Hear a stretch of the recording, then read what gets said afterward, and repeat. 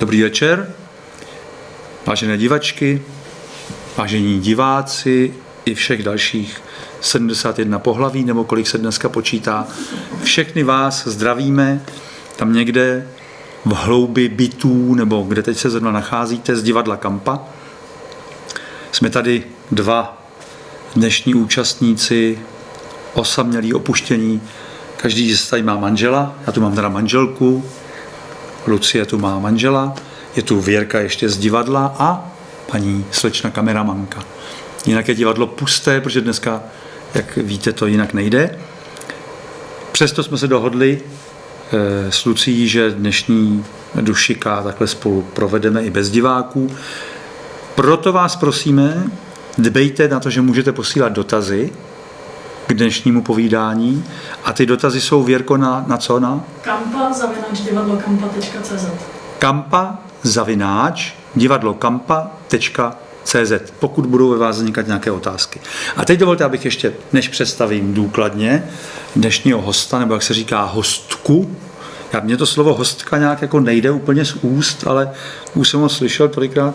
Dnešního hosta. Než ji představím, tak dovolte, abych vás seznámil se svojí ženou Ivetou, která chce něco tady říci na úvod tohoto večera. Dámy a pánové a všech dalších pohlaví, Iveta Dušková. Tak, krásný večer vám taky přeju. Děkuji, Jaroslave, za uvedení. Vítám tady Lucii a já mám pro vás jenom dobrou zprávu, že všechno dopadne dobře. A druhá dobrá zpráva je, že kromě Duše K, kterou budeme vysílat online, vizity, tak máme další překvapení a to bude kabaret Pepe. 19. října od 7:30 můžete zhlédnout. 19. října, jo? Října. Jo, dobře. 19. října, ano, teďkon v pondělí, za týden.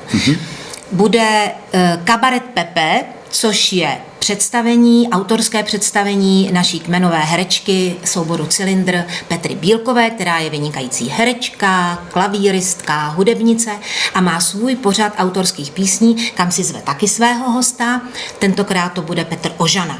Takže ti z vás, kteří třeba i znají Petru nebo chtějí poznat další tvůrce tady divadla Kampa online cestou, tak se můžou dívat 19. října od 7:30 na kabaret Pepe. Myslím si, že nebudete litovat. Výborně. Tak jo? Tak vy se držte, vy Bravo. se taky držte. Výborně. Předávám slovo. Hezký večer. Děkujeme. Tak toto není ještě kabaret Pepe, aby nedošlo k nějakému omylu. Dneska je tady Duše K, věnovaná lateralitě, neboť hostkou je Lucie Vřešťálová. Dobrý den, Lucie. Prosím, vy doma zatleskejte u svých přístrojů. Děkujeme. Děkujeme všem. S Lucí jsme se seznámili skrze e-maily. Myslím si, že ty jsi mi posílala nějaký Já jsem poslala nabídkový e-mail s tvojí prací. Příběhem. S příběhem. Pak jsme se setkali, popovídali jsme si a dohodli jsme se, že taková Duše K by mohla být velice zajímavá. Proto právě, když budete mít nějaké ty otázky, tak je pište divadlokampa.cz. A já na úvod poprosím Lucii, aby řekla, jak se dostane člověku, že se začne zajímat o to, jestli je pravák nebo levák, jak ty ses k tomu dostala, k tomu tématu a co tě pak vůbec vedlo k tomu rozvíjení té metody dalšímu, proč to považuješ za podstatné? No, tak já tě potěším, protože jsem se k tomu dostala náhodou, což tak často bývá, že člověk vlastně k tomu, co ho baví a co opravdu má být nějaká jeho cesta, tak se dostane náhodou. Já jsem žila takový ten normální matrixový život. Jak to vypadá? No to je tak jako, že jsi strašně ve stresu a řešíš neustále takový ty nepodstatné věci. Vůbec nevíš, že máš nějaký emoční a mentální tělo a prostě... A co jsi teda dělala? Jako takovou nějakou profesi nebo co to? Já jsem původním povoláním geodet. A Takhle to je hezký, ne? To se chodí no venku. to je krásný. To já vždycky s mužem říkáme, že máme nejkrásnější kancelář, protože děláme hodně na horách. A dělala jsem všecko možný. Já jsem byla manažer kvality, Manažer kvality. No, to taky dneska budeme se A v čem to spočívá manažer kvality? Jako co on tak dělá? No já si myslím, že asi od toho tématu utečeme, protože... Tak já to řeknu, abyste to věděli. Manažer kvality žere kvalitní manu. To je... Výborně, tak s tím souhlasím. A taky jsem sportovala a dělala jsem všecko možné. Sportovala jen tak jako, co to bylo? Sportovala jsem všecko možné, ale nejvíc jsem hrála volejbal. Volejbal? Volejbal jsem hrála. A smečovala si pravou rukou nebo levou? Já jsem byla nahrávačka, vlastně ještě jsem nahrávačka a celý život jsem smečovala a podávala pravou rukou. Mm-hmm. Teď to je možná nepodstatná informace, ale později to třeba tak nebude. A dokonce docela jsem se dostala vysoko, hrála jsem druhou nejvyšší soutěž, i když nejsem vysoká. Aha. A třeba se později dostaneme k tomu, proč jsem se vlastně dostala i s touhle konstitucí tak vysoko, protože to s tím tématem docela... A kolik teda měříš? 168. Tak není to úplně málo na ženu, ale na volejbalistku je to chabé. Bída. Je to bída. Bída to je na volejbal. Kolik tak měří volejbalistky normálně? No tak když jsem hrála tu první ligu, tu 1B, tak jsem byla o 15 cm nejmenší hráčka v celé soutěži. Takže asi tak. Takže jsi byla známá. Ne, moc ne. Jakože věděli, to je ta malinka. No, tak samozřejmě, že toho zneužívali, že přeze mě smečovali a tak. Jako, takže jsem to musela vyvažovat něčím jiným. No jasně. No. Takže taková široká škála, široký záběr. Děti? No. Děti mám. Mm-hmm. Mám 2 děti, mám dva syny. A ti jsou tak jako zhruba jak staří? 14 a 11. Tonda, tomu je 14 a Franta, tomu je 11. Praváci, leváci? No, my jsme nejdřív v té rodině byli všichni 4 praváci. Mm-hmm. A teď zbyl jenom František, ten nejmladší pravák. Opravdu? No. A i manžel se stal levákem? Ne, on vždycky tak byl, ale nevěděl to. A vlastně teď to žije.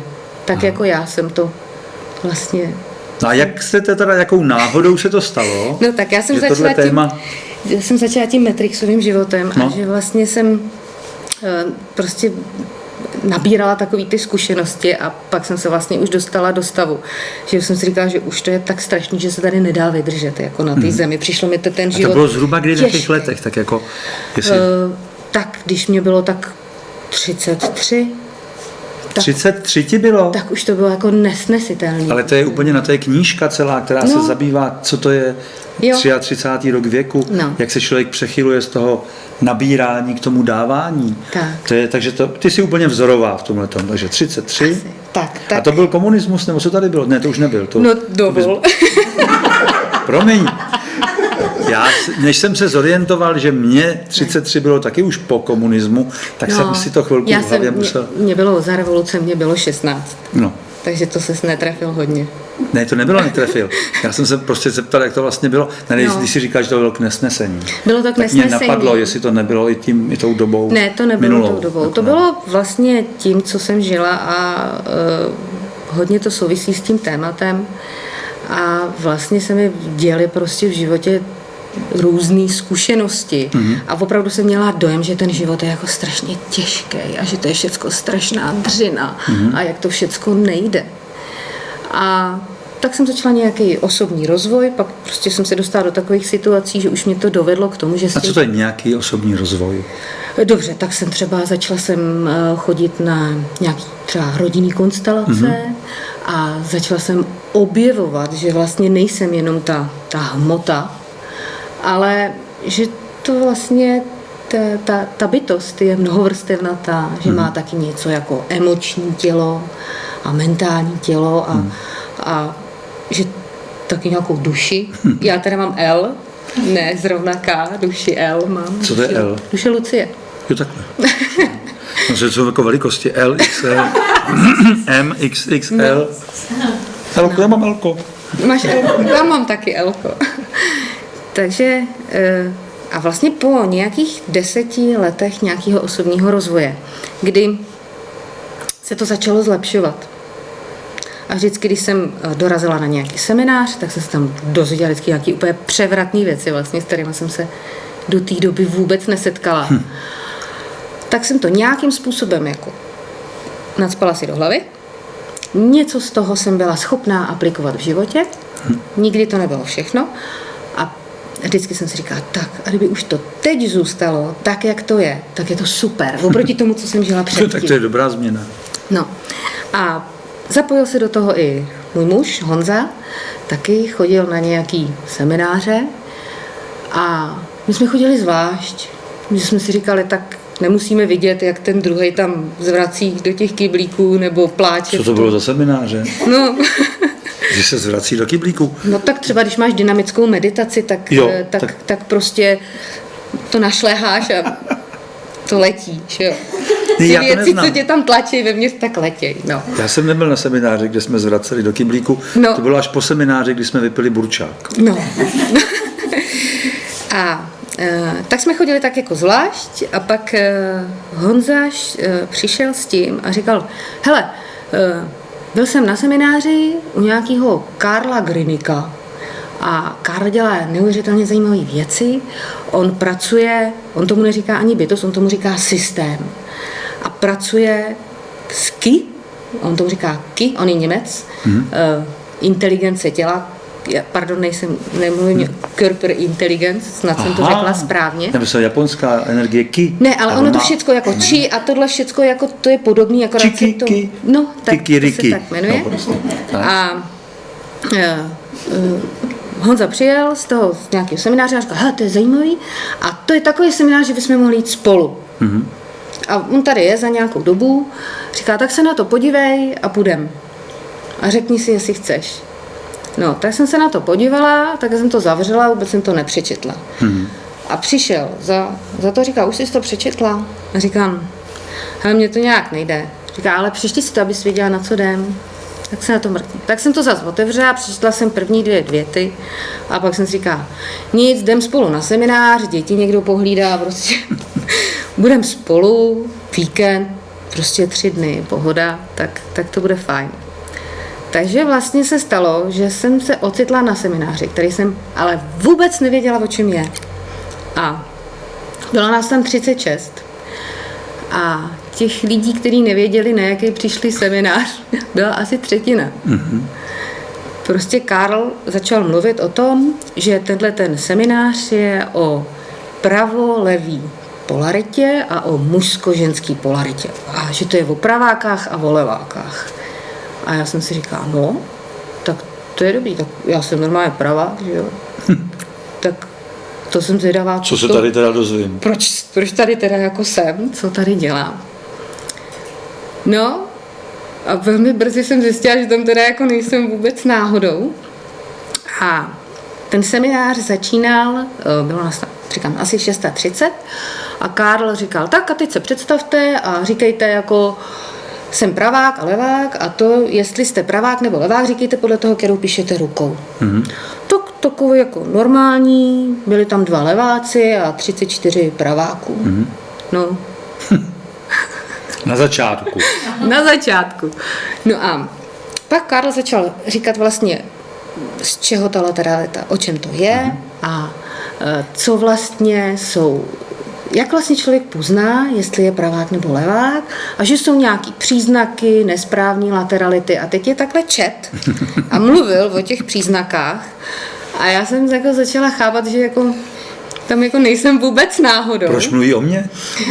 A teď on říkal věci, které já jsem nikdy v životě nikomu neřekla. Například? Třeba to, že stále něco počítám. No, to je, ale hele, pak se k tomu dostaneme. Dobře. Například, Ale- že stále něco počítám. Stále něco počítám. Nebo? Počítám něco, co už jsem spočítala 200krát. Tak to počítám znova. Jako nějaký předměty? Nebo Ne, nějaký normálně výpočty v jdeš hlavě? domů, já jsem, Počet kroků? a počítáš schody. A počítáš je, když jdeš ráno, jo, 40. OK. Pro jistotu, jestli... Jo, když jdeš dolů, tak je zase Taky počítáš 40. a víš, že ještě tam je 8 schodů jako venku před tím barákem, nebo počítáš prostě kroky, A? nebo počítáš solární panely na baráku, kolem kterého chodíš. No, jako nesměj se, jo. Ne, já se směju, já Protože nepočítám, to je, no tak... Jako to jsou, já vždycky, když tohle to řeknu, tak jako spousta lidí říká, ježiš, to je skvělý, tak nejsem blázen. Jo. Takže a teď to ten Karl říkal a já jsem si říkala, aha, a teď takhle přečet těch, já nevím, 40 nebo kolik těch příznaků a já jsem neměla 4. Jinak všechno jsem měla. Tak to byla dobrá. No tam, Takových příznaků. no, nebyla jsem dokonalá, 4 mi chyběly. Byl tam někdo, kdo měl všechny? Já jsem třeba neměla to, že muž je v ženské energii, tak to jsem nemohla mít, protože Ne. to byla, ne, tak to nešlo to, jako protože jsem nebyla muž, tak jsem tohleto specifický. To jsi neměla. To jsem nemohla mít, jako tenhle příznak. No tak počkej, to se ani nemohla, tak to se nepočítá. No, Co jsi ještě neměla? Ty mužský prostě. hele, nějaký. co jsem neměla? Neměla jsem myomy a cysty a tyhle ty onemocnění, tak to jsem neměla. Neměla. Ne, neměla. Jak je to možný? No, ne, ještě tak... Byla jsem na cestě. Na cestě. Byla jsem na cestě k tomu. K cistě. Ale na cestě k cestě, ale ještě jsem tam jako nedorazila. Takže a co jsem ještě třeba neměla? A nechceš teda říct všechny ty příznaky? Hele, Nebo to k tomu dojde? jako dojdeme postupně? k tomu. A takže já jsem vlastně už druhý den, mě bylo jasný, že prostě jsem levá. A pro mě úplně vlastně blesk z čistého nebe. Byl tam se mnou jako Honza, ten můj muž, a on říkal, a on to tak jako tušil, protože jeho máma je levačka, tvrdě přeučovaná, ale takže ona dělala některé věci, které nebyly trestné, tak dělala levou rukou a on tak od malička jako dělal pravou i levou a třeba protože byl jako běžec na lyžích, je běžec na lyžích a byl i tak vlastně pro něj to byla výhoda, protože dokázal bruslit vlastně, Jasně. nedělalo mu problém bruslit na jednu i na druhou stranu. Takže on tak jako tušil, on věděl, on věděl, o čem ten seminář je. Já jsem to nevěděla, pro mě to byl blesk z čistého nebe a dozvěděla se tam spoustu informací, který vlastně člověk předtím vůbec nepotkal, anebo byly úplně v rozporu vlastně s tím, co se všeobecně o pravákách, levákách a o těchto věcech šíří. A tam jsme se rozhodli, že teda to, co Karl jako říká, otestovali jsme se kompletně a potvrdili jsme si to, OK, jsme leváci a nastartovali jsme takzvaný proces přepólování. A to je, kdy vlastně to tělo z ty nesprávné laterality, kterou člověk žije, tak ho jemně dovedeš do ty správné laterality, protože ono se brání, nebo mysl se brání. To jsem Ten návyk tam je. Jo, to jsme všecko absolvovali a teď jsem vlastně rok a půl po přepolování a z těch skoro všech příznaků mám 3, ale jenom trochu. Takže v podstatě všechny. A co ti zůstalo? Hele, zůstalo mi... Počítáš? Ne, to už nepočítám. Zůstalo mi trochu alergie, ale já si myslím, že to ještě souvisí s jinýma věcma taky. Takže to mi ještě zůstalo a zůstaly mi ještě občasný výbuchy vzteku. Ale já mám doma 3 chlapy, takže to je pochopitelný. Občasné výbuchy vzteku patří k obrácené lateralitě? Ano. Aha, no. A ještě to třetí? Hele, tak to já bych se musela tady podívat. Nevadí, to se ti potom hele, až je budeme probírat, tak já ti řeknu, tohle ještě mám. Jo, já jenom připomenu, protože třeba někdo začal koukat až teď, že kdybyste měli otázky k tomu dnešnímu povídání, tak jsme to tak zařídili, že je můžete napsat na adresu kampa@divadlokampa.cz. Jo, tak když tak posílejte otázky, oni nám je tady sdělí, kdyby tam ty otázky vznikly a Lucie velice ráda vám na ně odpoví, protože byla právě zvědavá na otázky diváků, no a teď tady žádný nejsou. Já se jako těším, že mi přijde nějaký dotaz, který jsem ještě nedostala. Aha, tak schválně, uvidíme. Jo. Takže takhle, takže přepolování, rok a půl si přepolovaná, tak. Manžel taky, tak taky mu něco zůstalo? Nevím, můžeš se ho zeptat. Honzo, zůstalo ti něco? Asi jo, ale nevím, teďka to musím zůstat. Teď nevíš přesně. Teďka nevím, jako tam určitě jeden, jako nezkoumal jsem. No a teďka? A teď já jsem se dostala v podstatě do toho, že když jsem to takhle jako pozdílela, tak to jako vyvolávalo obrovský rozruch. A teď no, jako, hele, to je zajímavý prostě a ty jo. A já jsem vlastně v té době chodila navštěvovala jako půlroční takový jako výcvik, kde jsme byli uzavřená skupina. A prostě jsme spolu ten půl rok komunikovali. A je to tajný? Co to bylo za výcvik?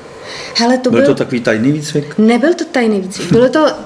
Je to vědomá tvorba a je to aktivace světelného těla. A to je výcvik? No, výcvik. Mně právě to slovo výcvik No, tak ne. Tak to na jsem aktivaci řekla, světelného To těla. jsem řekla, to výcvik ne, to je jako... Světelné je to prostě tělo seminář, aktivuj teď. Výcvik. Tak, takže on se tomu říká výcvik, ale je to série seminářů, které Jasně. na sebe navazujou a Půl roku. tak půl roku. A já jsem to tam jako do té skupiny sezdílela. A zjistilo se, že vlastně z toho množství lidí, já nevím, 38 nás tam bylo, tak se tam vzedmula a teď si začala, no hele, já jsem taky vlastně podle toho, jak jsi to poptak. A polovina lidí zjistila, že vlastně pravděpodobně jsou taky leváci a nežijou to. Tak ono by logicky, tak zhruba polovina lidí měla být praváci a polovina leváci, ne? Tak nějak. Je to tak asi. Je to tak, No. opravdu to tak je, jako skutečně to takhle je. A vlastně vzniknul takový tlak, hele, tak nám o tom pověz a jak se to dělá a tohleto. A vlastně vzniknul zvenčí Jasně. iniciativa, Zájem. abych se o to věnovala. Takže jsme se domluvili s Karlem Grinikem, který je vlastně autor toho, on na to přišel a vlastně ty semináře on dělá v Německu, dělá je už 20 let. Tím celým tím jeho systémem prošlo už Tam 1600 půlka Německa lidí. jsou leváci teď. No 1600 lidí, nebo kolik No. prošlo tím. A v podstatě jsme se domluvili, že mě to téma zajímá. Domluvili jsme se na nějakých podmínkách, za jakých můžu to jeho téma šířit dál. Na nějakém výcviku, abych jako věděla. Aby si byla vycvičená prostě. Abych byla vycvičená, ano, vycvičená. Tak, vycvičená. No a Takže teďka Teď to jsem tady. děláš. Takže teďka děláš takovýhle semináře. teďkon připravujeme prostě semináře pro ty, koho to zaujme, pro ty, kdo děláme takový jako ochutnávky, což jsou takový 2hodinový, pojďte si jako očuchat jako mě a to téma, jestli vás to zajímá nebo nezajímá, protože spoustu lidí to jako nadchne, ale pak vlastně dostanou strach z toho, co je čeká. Prostě, že by Tak to je měli... změna podpisu třeba, ne? No to je kompletně změna identity. No.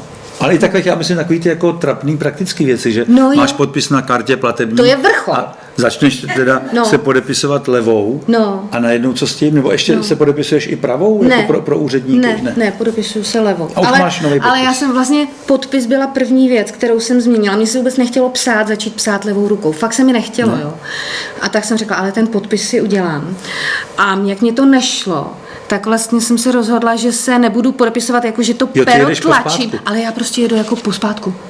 Takže já mám jako podpis pospátku. Ale teď už píšu normálně, jako píšu jako zleva doprava. Už Ale podpis ale podpis už prostě zůstal. už jsem tak jako tak zůstal. No. Takže já jsem jako Vřešťálová pozadu. No, ale to nevadí, to jako není trestný, jako nikdo jako neříká, že se to nesmí. Jasně. No. Ale musí se divit, ne, když to vidějí. No, tak třeba vaše produkční teďko koukala jako a ptala se mě na to. Co to má být? No, jakože podpis takhle koukala levou a tak jako... No jo, lidi koukají. Ještě existuje velmi zvláštní podpis, to je tak jako od praváka. On se jmenuje Petr Nikl, je to malíř Petr Nikl. A Petr Nikl má podpis, který vypadá jako ty písmena v písance. Jak to bylo v té první třídě, ta vzorová písmena. A tenhle ten Petr opravdu má v občance Petr Nikl. A když to takhle někde viděl někdo, že se podepisuje, tak mu vždycky říkali, to si děláte legraci, ne? Co to má být? Takže druhý bizarní podpis, který znám, je teda tvůj. No. Takový, pak jsou takový ty různý umělecký, že jo, ty kliky háky. Ale tenhle ten Petr důkladnej a tahleta. A píšeš teda jako Lucie Vřešťálová, nebo jak to je pospátku? Já píšu Vřešťálová a já vlastně mám ten podpis takhle. A pak mám takhle jak mám tam ty háčky a čárky, tak mám nad tím takový manžel vždycky říká jako, že si rozepisuju propis, že to tady si rozepisuju propisku. Jo, že vlastně dělám tak a potom, tak. Jo, Vřešťálová, tam je hodně těch. Tak, je těch. No, já jsem tak strašně dlouho jsem si říkala, že si vezmu někoho, kdo má jenom, já jsem původně Morávková a mně to přišlo strašně dlouhý a moc čárek. A takže jsem říkala, že si vezmu někoho, kdo má maximálně 5 písmenek. Nikla třeba, Petra Nikla. No, vidíš to, tak jsem si to takhle vytvořila. Ale jako Honza má jiný přednosti, tak jsem řekla, tak tohle budu tolerovat. Hele, a ty jsi do té doby třeba měla problém, že se ti pletla v autě pravá levá strana, nebo Jo. něco takového? Jo? Jo. Že já mám kamaráda, který nemůže mít řidičský průkaz, No, protože on opravdu si reálně ty strany plete, no. a jestli on není levák teda. Hele, víš, jak u nás v autě se jako naviguje? Jak? Honza řídí a já vždycky říkám doprava, doleva. Já prostě ukazuju, No jasně. protože on taky vlastně byl skrytej levák, takže jsme si na to jako zvykli a děláme to takhle. To je ta věc, která mi zůstala. To je ta věc. A to je ta věc, která... Která mi zůstala. Jo, to Jo. zůstalo. To se plete furt. Jo, No. pořád se to plete. To je zajímavé. Mě taky. No, Ale my to máme ještě s tou geodézí, protože když stojíš a vytyčuješ, tak stojíš vlastně opačně proti tomu, co stojí u toho přístroje, a on ti to říká vlastně opačně. Ano. Takže mi se to plete furt. Takže to je úplný zmatek. Když doleva, běž doprava, no. Nevíš, kam máš jít. Vždycky na jevišti to je, že jo, když se řekne po pravé ruce a diváci to vidí po levé, tam se to musí vždycky řešit. Dělají se z toho taky vtipy, že jo? Že na levé straně, na pravé straně, jestli z mého pohledu nebo z jejich pohledu. Tam se to To je úplně to mění. stejný. No. No hele, a tak teda, teď pojďme na to. Tak pojďme rozhrnout. Pozor, dámy a pánové, než rozhrnu oponu, opakuji adresu kampa@divadlokampa.cz. Otvírám oponu, aby bylo možno zahájit seminář. Opačně. Prosím? No teď právě, já jsem taky asi popletený. Mám převrácenou lateralitu. Jsem chtěl otevřít oponu a zatáhl jsem ji. Jedu. Prostě ukazujme, až to bude. To je. Už. Tak. Já jsem to teda řekla, neukázala jsem to. No to je stejný. V pořádku. Tak poprosíme slečnu Andrejku, aby spolupracovala teďka s tou projekcí a s Lucí. Hele, už to tam je. Lateralita, co vše v našem životě ovlivňuje. A 2 hemisféry vidím. No a co ještě vidíš, Jardo? Ruce, No, prsty, no. mřížku kanálovou, houbu, choroš. Nebo co ještě chceš? Oříšek, No, no, vlnovku, signál, dvojdivé, no, no, takové věci. no. Takže, A vidím teda jako barvy samozřejmě. no taky. super. Takže to je jako jedna z věcí, která je paradoxní, že vlastně pravo a levorukost vůbec nesouvisí s rukama, ale s mozkem. A tohle logo mě dělala kamarádka, já jsem jí tak jako vysvětlila, co by tak jako tam mělo být. A opravdu to je tak, že ty ruce jsou obráceně k těm hemisférám. Já teďko tady budu mluvit vlastně o tom principu, na který ten Karl jako přišel. A může to být velmi kontroverzní a velmi buřický, protože to je proti veškerým vlastně poznatkům, který se tady šíří To mě ve baví. zdravotnictví, já jsem věděla, že si to bude ve školství, takže může to být opravdu pro některé lidi poměrně překvapivý, ale ve většině případů to je ve finále úlevný. Ano. A když mluvíš o těch poznacích, víš, jak se správně vlastně, jak se pohybuje spermie? Totiž to se tak jako traduje. Teď úplně nevím, co ti do toho mám odpovědět. Mám 2 děti. No ne, jestli máš představu ze školy nebo od někud, jak ta spermie tím bičíkem dělá. No mrzká. Takhle. No, Ne, právě. No. To mě vždycky totiž baví ty nové objevy. No. A on se pod tím mikroskopem na to někdo kouknul pořádně. A ona, ta spermie, se takhle točí. Spirálu. A ten mocásek dělá takhle. Takhle. Spirálu. On dělá samozřejmě logicky. Co jinýho. No, přesně. Co jinýho. Ale když se na to koukáš ze zhora, no tak vypadá to, že takhle mrská tím ocáskem. Že jo?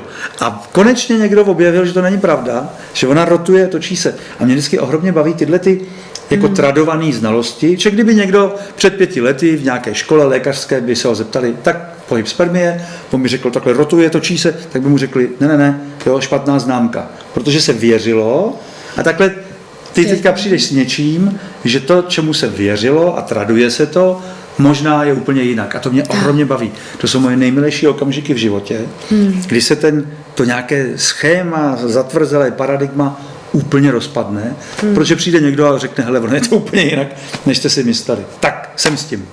a já ti k tomu řeknu ještě jednu věc, kterou taky říká Karl. A říká, nevěřte mi, vyzkoušejte si to. No jasně.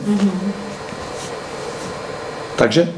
Takže můžeme další obrázek. My máme v hlavě 2 hemisféry. To není nic převratného. Jedna je dominantní, takzvaná racionální hemisféra a dělá všechny tyhle ty věci, co jsou tady napsané. Analyticky myslí, ovládá logiku, je zaměřená na detaily, počítá, pracuje s fakty, ovládá jazyk a řeč. Tady to je taky jako tu nemám ještě ověřenou, ale můj manžel říkal, že si to jako ověřovat nemusím, že to je jasný. No. Že řečový centrum je umístěno v téhle hemisféře, ale ženy mají ještě jedno menší v té druhé hemisféře. To bych věřil. A to je vlastně důvod, proč chlapy, když ženy začnou používat tohle druhý centrum, tak vlastně oni vůbec jim nerozumějí. Je to možný. No, je to možný. Projevuje vůli, takže takovej ten dopřednej ten. Shromažďuje data a fakta, pracuje s pamětí, ovládá vědu a zpracovává texty písní. Já bych se ještě u toho slova dominantní bych se... To jsem se právě chtěl zeptat. Proč jako je to... se. No ne, že mi to zarazilo. Proč by měla být dominantní? Proč to je tak chápáno? Dominantní, ono to není jakože je lepší, nebo první, nebo druhá. To tak není. Ono to je z latinského slova dominos a to je jako vůdčí. A tahle hemisféra má mužské kvality a je vlastně dopředná. Jo, má prostě jakoby opravdu vede. Jo? Takže tohle to není nic, jako co bychom neznali. To je prostě věc, která je známá. Tak poprosím další snímek. A tady máme tu kreativní hemisféru. Tak to mě uklidnilo, že tahle ta není submisivní. Ale Není. Není. Tak už se mi to líbí. Hele, Já jsem se právě bál, že ta druhá bude jako taková ta... Horší. Proto já jako nerada používám to dominantní, protože lidi to vlastně vnímají to slovo neutrálně. Ano. A proto tam píšu i to racionální. Ano. Jo? A ta je kreativní. Ta je kreativní, no, to tam vidíš jako na tom. No to vidím. No, co tam je všecko krásného. Pocity, emoce, intuice, fantazie, vizualizace. Je to chyba, že jsem to začal počítat ty ptáky tam? Chyba to určitě není. Tvořivost, hudba, umění, rytmus, snění, vtip. Chutě, vůně, sluch. Fotografická paměť, holistické myšlení, multitasking a ty kvality jsou ženský. A to je podstatný, aby jsme věděli, že ta jedna hemisféra je mužská a ta druhá je ženská. Dobře. Že má ženské kvality. Ano, máme to tady. Tak a teď se podíváme na dalším obrázku, jak to má pravák. Tohle je taky obrázek, který můžete kdekoliv vidět, že ruce a vůbec poloviny těla jsou křížem propojeny s hemisférama. Takže my tamhle máme pravák, jestli to je dobře vidět, tak to je mužská ruka, je trochu chlupatá. Vidíš Ano, je to? chlupatá. Má v ruce meč. A nebo pero. A taky pero. To jsou ty detaily. A je křížem s tou dominantní hemisférou. Jo? Takže člověk, když píše pravou rukou a je pravák, tak tou pravou rukou dává impulzy, teď tady žmoulám kamínek, dává impulzy té levý dominantní hemisféře, která prostě je zaměřená na detaily, logiku, prostě počítá a dělá tyhle věci. Takže je logický stimulovat tu hemisféru tou rukou, která je s tím propojená. A proč ty oči koukají takhle? To jenom, aby tam byly oči vidět nějaký. No dobře, ale takže jak je to s pravým a levým okem a s hemisférama? Teďka Hele, to pravý oko? Je to, ta hrana je tady. Takže už ty oči jsou prohozeny. Tak. Aha, mě to právě zmátlo, já myslel, že tady se to jako řadí. No. Dobře. Tam spíš, hele, tam já jsem, já jsem obrázek velmi je udělaný detailní, tak, aby jako já člověk, který se na to takhle koukne, tak takhle to má, dokázal si představit. Já jsem pravák, tak mám tu hemisféru. Ne, to já chápu, já myslel, že by těma očima teda měl koukat tam. Ne sem, že Bůh ví, kdo tam kouká. Já jsem jenom chtěla, jako, aby ty oči nebyly tady, ale tam. Jako No ne, ale vypadá to jako takový zvláštní brouk. No, my jsme Takže musím říct zvláštní historku. brouci. Tak No. pozor. Ne, protože to vypadá jako roháč, jo, jako brouk roháč. No, to vím. A tenhle ten roháč jsem se dneska dočetl, vážení přátelé, že byl vytvořen zápas, cvičný zápas mezi živým broukem roháčem a robotickým roháčem. A ten robot byl 2krát tak veliký, než tenhle ten roháč. A on vyhrál ten přírodní roháč. Nabral ho, vyhodil ho ven těma rohama svýma toho robota. Takže ta kreativní síla, přírodní ženská, vyhodila tu mužskou dominantní sílu. Tak a tohle se dočtete všude. Tohle? Tohle, Dobře, že prostě všude. levá hemisféra je dominantní a pravá je kreativní. U praváka. Ne. Co? Takhle, oni to říkají u všech. No nej, tak já vím, že to není moc možný přece. No není to možný, ale prostě takhle se to Zapomeňme traduje. na to, co se psalo. Tak, ukažme si leváka. Další obrázek. Tak. Tak. A je to tohle tady. je levák. Levák má Prostě ty hemisféry naopak. zrcadlově. Výborně. Jo. Takže to je vlastně to, co je takový nový. A to je potvrzeno už, nebo to ten Karel Jo, jenom si je to. myslí? Ne, Jo. to je potvrzeno a já jsem si to vyzkoušela i sama na sobě. Protože i vlastně ty hemisféry vnímáš jiným způsobem. Vnímáš i ty poloviny těla jiným způsobem. Ale že ten levák má tu levou ruku chlupatou, pravák má chlupatou, pravou, druhou má nechlupatou. No to je ženská. Já myslím, že si ji holí. Dobře. To je Tak ženská ruka. Ne, já to vím, já to tady jen tak si dělám legraci. Jo, no. Takže tohle je levák. Jasně, prostě hemisféry jsou zrcadlové. Já jsem třeba si říkala, zkoumala jsem, proč vlastně, že to na těch CTčkách nebo na těch přístrojích, kde oni jako zkoušejí No, tohleto. že to tam nevidějí. Takže že to prostě na to nepřijdou. Ne. A v jedné studii jsem se dočetla, že vlastně oni si vybírají výhradně praváky, aby měli eliminovaný jako... No počkej, praváky, ale to jsou skrytý praváci, že jo? To právě oni nemůžou vědět, co jsou, No. ale k těm testům berou schválně jenom praváky, No. právě aby jako eliminovali ty rušivý vlivy. Takže je možný, že prostě opravdu zkoumají jenom praváky. Ale tak no, půlka je to těch pro praváků všechny. musí být leváci. No to musí být, statisticky. no, to musí být. Tam no. se ještě udělá pořádek No. v těch CTčkách. Počkej, to se o to zasadíme. No, tak a můžeme další obrázek. Takže tady je máme vedle sebe. Ano. Já chci jenom říct, že to je pravděpodobně poprvé v této republice, kdy jsou tady pravák a levák vedle sebe. A pravák je vpravo, levák je vlevo. A jsou úplně rovnocenní. Ani jeden není lepší, ani jeden není horší. Jsou to prostě úplně stejné bytosti, stejně kvalitní. Jsou jenom různé. A to je třeba věc, která vůbec, nejenom tady v Čechách, ale na celém světě. Vem si, co se říká o levákách. Jsi levej jako šavle. No, Vstáváš levou nohou, tak máš celý den já špatný. myslím, že to už se hodně ale změnilo, protože těch leváků přibylo. A přibylo Rozumím. takových těch takzvaně slavných leváků, že jo. Takže se jako najednou se to říkalo, že tenhle ten herec a tamhle ten a já nevím kdo, že je vlastně levák, nebo bylo vidět, tak podepisujou ty podpisy. Že se to jako uvolnilo oproti mému mládí, kdy ve škole prostě byli všichni praváci a hotovo. Já ani nevím, kdo byl ve třídě, jestli tam někdo byl levák, protože světlo svítí zleva, že jo, takže se píše pravou, aby si nevrhala tou levou rukou stín. Takhle se to tehdy vysvětlovalo, že to není dobré, aby to dítě psalo levou rukou, protože si bude stínit a bude mu to nějak jako vadit kvůli očím a tak dál. A tak se tak jako přeučovali na ty praváky.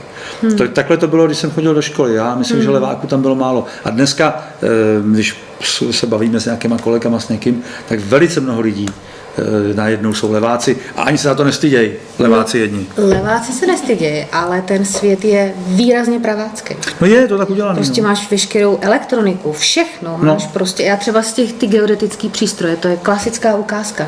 Tam veškerý detailní činnosti, kdy něco zaostřuješ nebo to, všecko máš na pravou ruku. No, hudební nástroje, že jo. Vem si, jaký údiv budil ten kytarista, myslím, od Ivana Mládka, že jo, který hrál obráceně, měl tu kytaru otočenou, jak to působilo zvláštně. A vidíš, a to je dobře, že o tom mluvíš, protože Karl je původně učitel hudby a on, když na tohleto přišel, tak si za prázdniny každý den hrál 2 hodiny a za prázdniny si přehodil tu kytaru tak, jak jí má mít. A přišel do školy v září a nikdo nepoznal, že hraje na druhou stranu, protože za ty 2 měsíce vlastně se dostal úplně do stejného stavu, jako hrál na tu kytaru. Ona totiž ta levoprava a pravolevá, to směřování je velmi zvláštní v té naší civilizaci, protože my jsme zvyklí, že píšeme zleva doprava, čteme zleva doprava, v našem pojetí čas běží zleva doprava, tak se maluje časová osa, že jo? A vždycky jakože tam je nějaký začátek a doprava to běží jako do té budoucnosti nebo někam. A takhle se pořád uvažuje. A já jsem si vždycky říkal, když se setkají ty civilizace, které oni píšou zprava doleva někteří ze zhora dolů, že tam je to nedorozumění daný už jenom v tom, že když my vstoupíme, nebo si prohlížíme obraz, tak se ví, nebo tvrdí se, že většina lidí jede z toho levého dolního rohu do pravého horního, že jsme jak naučený, prostě koukat takhle zleva doprava, z toho čtení a tak dále, z těch věcí. A pak narazíš na tu kulturu, která prostě se kouká zprava doleva. A možná tam je nějaký základní nedorozumění vůbec toho pohledu. A vůbec nevím, jak to právě mají leváci, v tom smyslu toho otočení, jestli by taky viděli tu časovou osu úplně obráceně, nebo jak by vlastně na to koukali.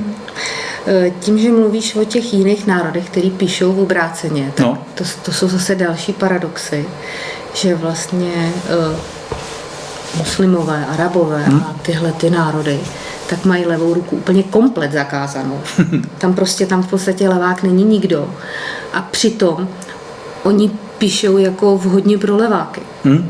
No, my jsme jako cestovali, nebo byli jsme i v Izraeli, kde to je úžasný. Oni píšou v obráceně než my. Ano. Jo. Ale pravou rukou tlačej písmena před sebou.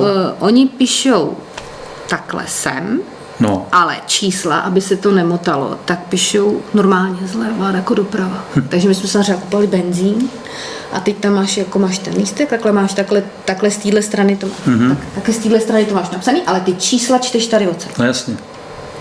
To jsou věci. No já jsem tam jsem jako sledovala, když ty lidi psali, tak tam jsem vlastně sledovala, jak se vlastně dá držet ruka, jo, protože ano, ještě bylo za mýho mládí jedna výhrada, protože my jsme ještě psali plnicími pery, že si levák bude mazat, že vlastně jak píše a pojede tou rukou po tom napsaném textu, tak si to bude rozmazávat. To byl ještě taky důvod. A měli výhodu za mě, to ještě bylo před revolucí, tak za mě tyhle ty lidi mohli mít propisku.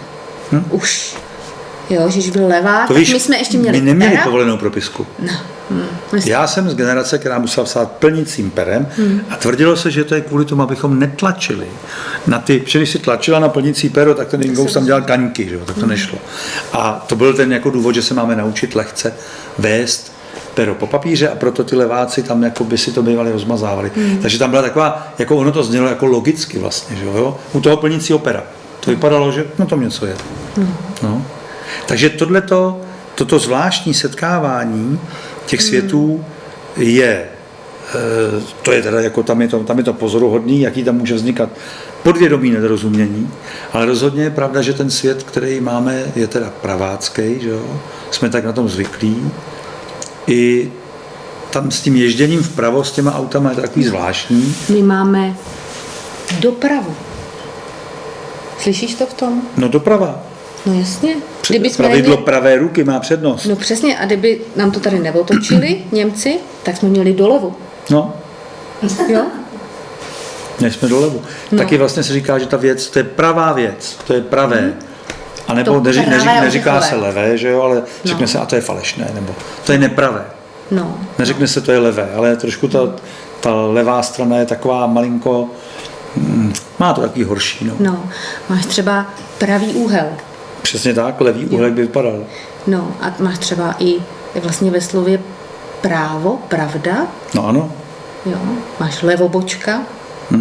No a teď my si s tímhletím hodně hrajeme a vlastně hledáme s mužem, tak si povídáme, tak on hraje, hledáme vlastně slova, kdy tam to má ten základ to pravý a levý. A pravý hřib je taky. Taky pravý hřib. No. Pravá. Pravý zlato máš. Samozřejmě. Pravý zlato. A máš třeba i... Pravopis. No. Máš... Levopis, jak by to vypadalo. No, máš pravobočka a levobočka, že? To máš taky. A Teď jsme našli krásný 2 kombinace slov. Jedno je úprava a pak máš úleva. A tam to je dobrý, tam to Tady vlastně to funguje, dobrý, no. tam to funguje jako ten protipol No. určitý, že jo? Úprava, No. úleva. A pak je ještě jedna krásná dvojice a to je polevit. Popravit. No, tak tam je to Zcela odlišné. zcela odlišné Ano. a A ona i poprava a poleva jsou hodně odlišné tedy záležitosti. no. No, Ale a v té mluvě to je? Ty jsi mi to vysvětlovala, proč se původně jezdilo v autech vlevo? Ne, to jsem ti A nevysvětlila. víš to, nebo to nevíš? Nevím, No pouč mě. to je proto, protože ono to vzniklo z toho, že když bojovali s těmi dřevci na těch koních, tak právě většinou byli praváci. Tam to bylo i nějak v tom středověku taky, že jo? No to tam bylo kvůli tasení mečů, museli všichni tasit na stejnou jasně, stranu. ale že? bylo to i nějak, že to bylo skoro od ďábla, tam ta levá, tam to bylo To se ukřižoval a šel tam to bylo špatný. A oni měli ten dřevec No, v té pravé ruce, no tak se museli míjet vlevo na těch koních, že jo? no. Jinak by se jim skřížili ty dřevce nevhodně. A tak se jezdilo vlevo. Proto byla původně, ta doprava byla doleva. jo. No. Až potom některé země v tom udělali, já už si nepamatuju, kdo mi to vysvětloval, kdo byli ty první, kteří to přehodili na tu pravou stranu. To bych teďka, to jsem nepřipraven, to jsem si měl osvěžit. To Teď bych nevadí, tady na to nerad přijde. řekl. Možná nám to někdo napíše na adresu kampa@divadlokampa.cz, tak nám možná někdo z diváků řekne, kde to bylo, kde se začalo poprvé jezdit vpravo, protože jinak se jezdilo po té levé straně s těma dřevcem a koňma. No. Všichni museli tasit, to je pravda, že by se posekali, že? Kdyby tam někdo tasil nevhodně. Možná i ty zbraně jakoby je potřeba, že? Aby to fungovalo pěkně. A to ještě, že se vrátím jako ke Karlovi, tak Karl dělal hodně bojových umění a bojových sportů. A on říká, že na každém tom sportu je jasně vidět, nebo umění, jestli ho vymyslel pravák nebo levák. On sám říkal, že vlastně byl od některých učitelů vyhozen, protože vlastně držel ten meč obráceně a bylo zakázáno ho držet jako levák. Tomu nedovolili. No. A máš tam ještě další obrázky? Mám, tak můžeme přejít na další obrázek.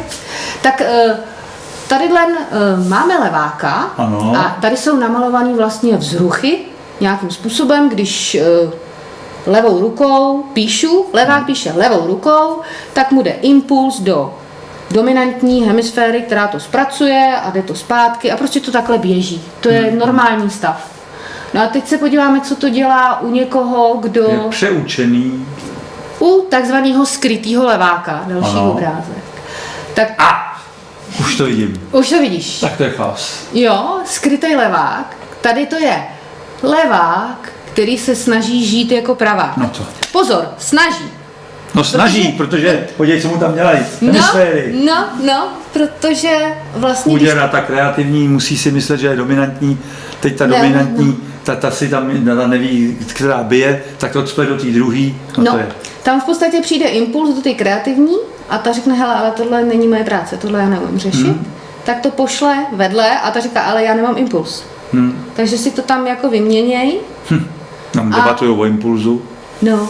A teď tam mají jenom ten korpus callosum, že jo, to mají vlastně velmi tenký, tam je málo, to je, jak je to spojení těch hemisfér, to je takový tajemný, jak je tam to spojení tenonký, že jo. No, to je, já vlastně tohleto k tomu mám takový přirovnání, že vlastně máš tu dominantní hemisféru máš jako autoservis. A tu kreativní máš jako květinářství. A ty, když jdeš do autoservisu, tak prostě tam jdeš vyřešit prostě, že se něco děje prostě s autem. No jistě, tam Jo? si nebudu kupovat kytku. A do květinářství jdeš a vlastně nevíš, co chceš. Tam prostě přijdeš A vybíráš. a vybíráš. No, ale skrytý levák, tam to funguje tak, že vlastně ty auta do toho autoservisu jezdí přes to květinářství. To je strašné. No, takže nejdřív tam je smrad, pak tam vlastně musí ty kytky vyházet, ty pěkné věci, takovou tu radost a tohle. A pak vlastně i ty prodavačky už tam nejsou. Takže... To je vlastně tak, A je to teď tak to- smutný život. Je to, no, jsem ti to ale říkala na začátku a ty jsi to nechtěl, ty jsi tomu nerozuměl. Tak smutný život. A ještě i ten zavináč má obráceně. No právě. Takže a tenhle ten v úvozovkách detail způsobuje neuvěřitelné věci. No. Takže já poprosím o další Máme tam ještě obrázek. Měli bychom mít. Podívej se. Aha. Oficiální statistiky. Jako ještě dnes? Jo, to se furt, hele, nikde, za prvý, jako nikdo to, Ale to už ne. nikdo to, hele, jiný číslo nenajdeš.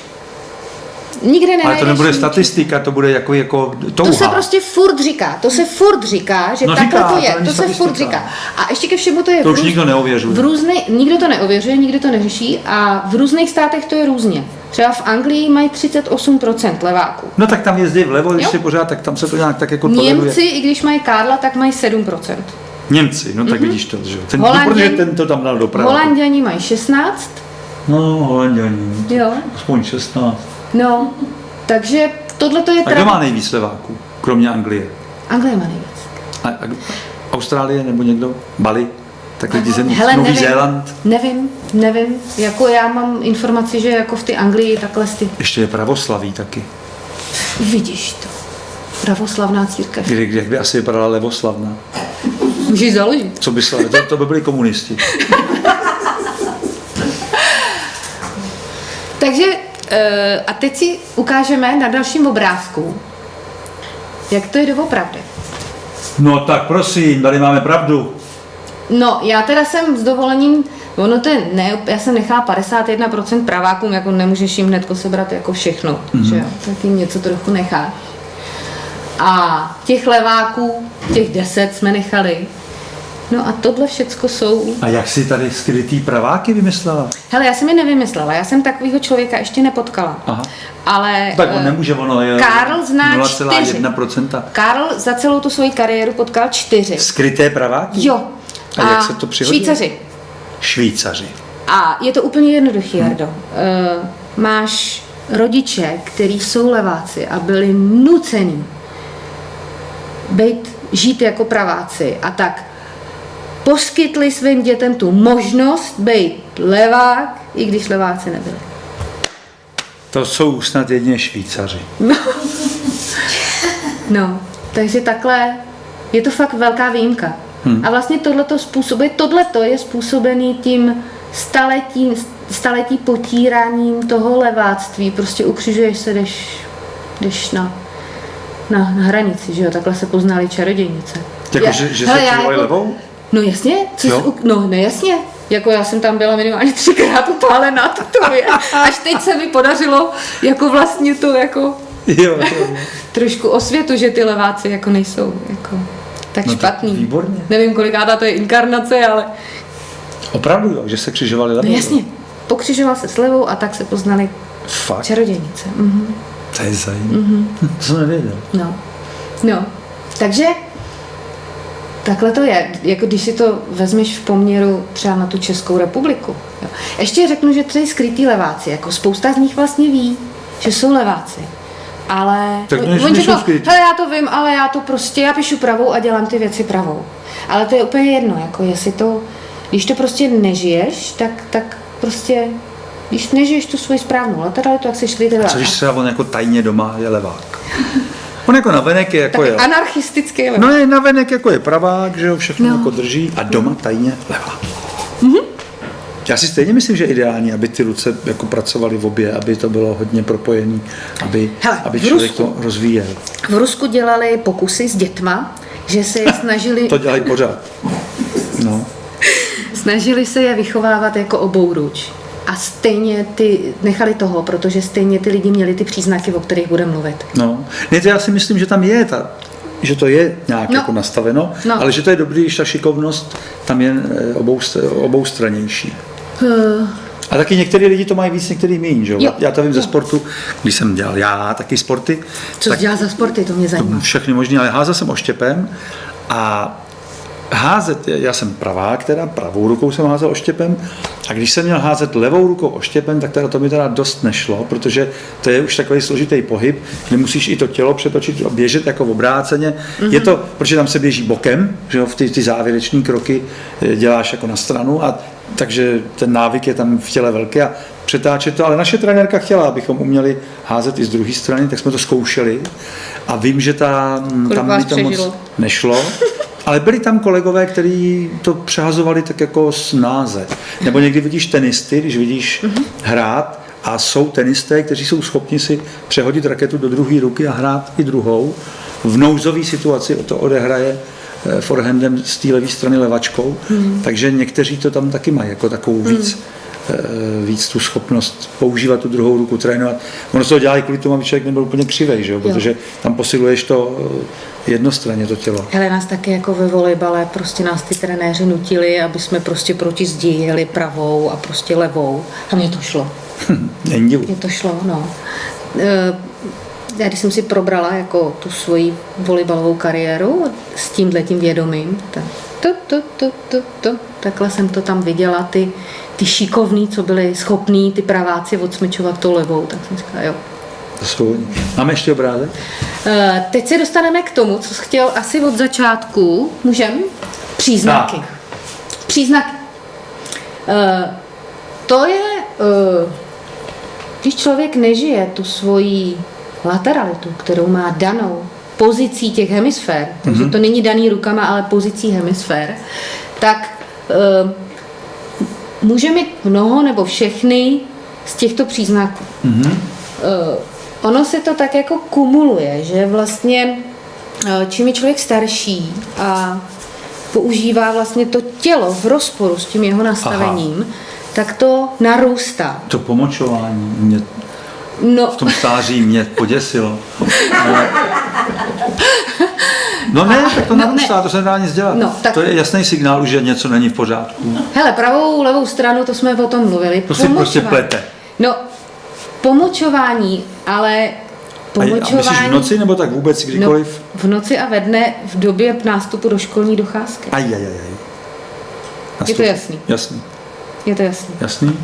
Jo. Potíže s mluveným projevem. No, tak to je klasická ukázka toho. Jednak ten člověk není schopen jako udržet myšlenku, protože se mu to tam motá v ty hlavě. Není schopen mít souvislý projev. Koktání, to je známý Já vím fakt. o jednom teďka hodně, který takhle veřejně... Nejedlí. Ne, je to předseda vlády. Prosím tě, já jsem to dneska četla a vůbec... on zřejmě možná má obráceně hemisféry.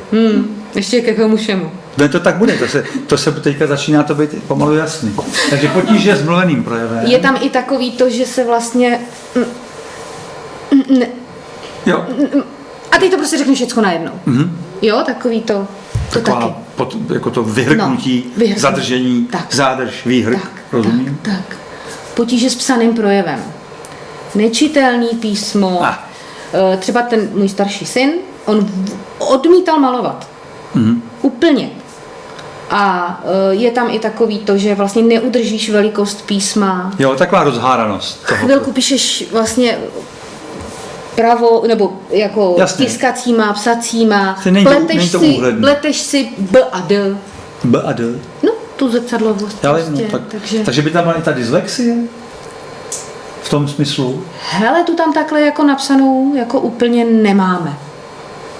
Jo, ale to tam B a D je zrovna jeden, P, B, D, že jo? Já ještě jenom řeknu k tomu, že tyhle ty příznaky nemusí ukazovat jenom na tu skrytou lateralitu, ale v tom souhrnu? V téhle kombinaci, v tom množství, to může znamenat, že ten člověk je skrytý levák. Jo? A co je to ADD?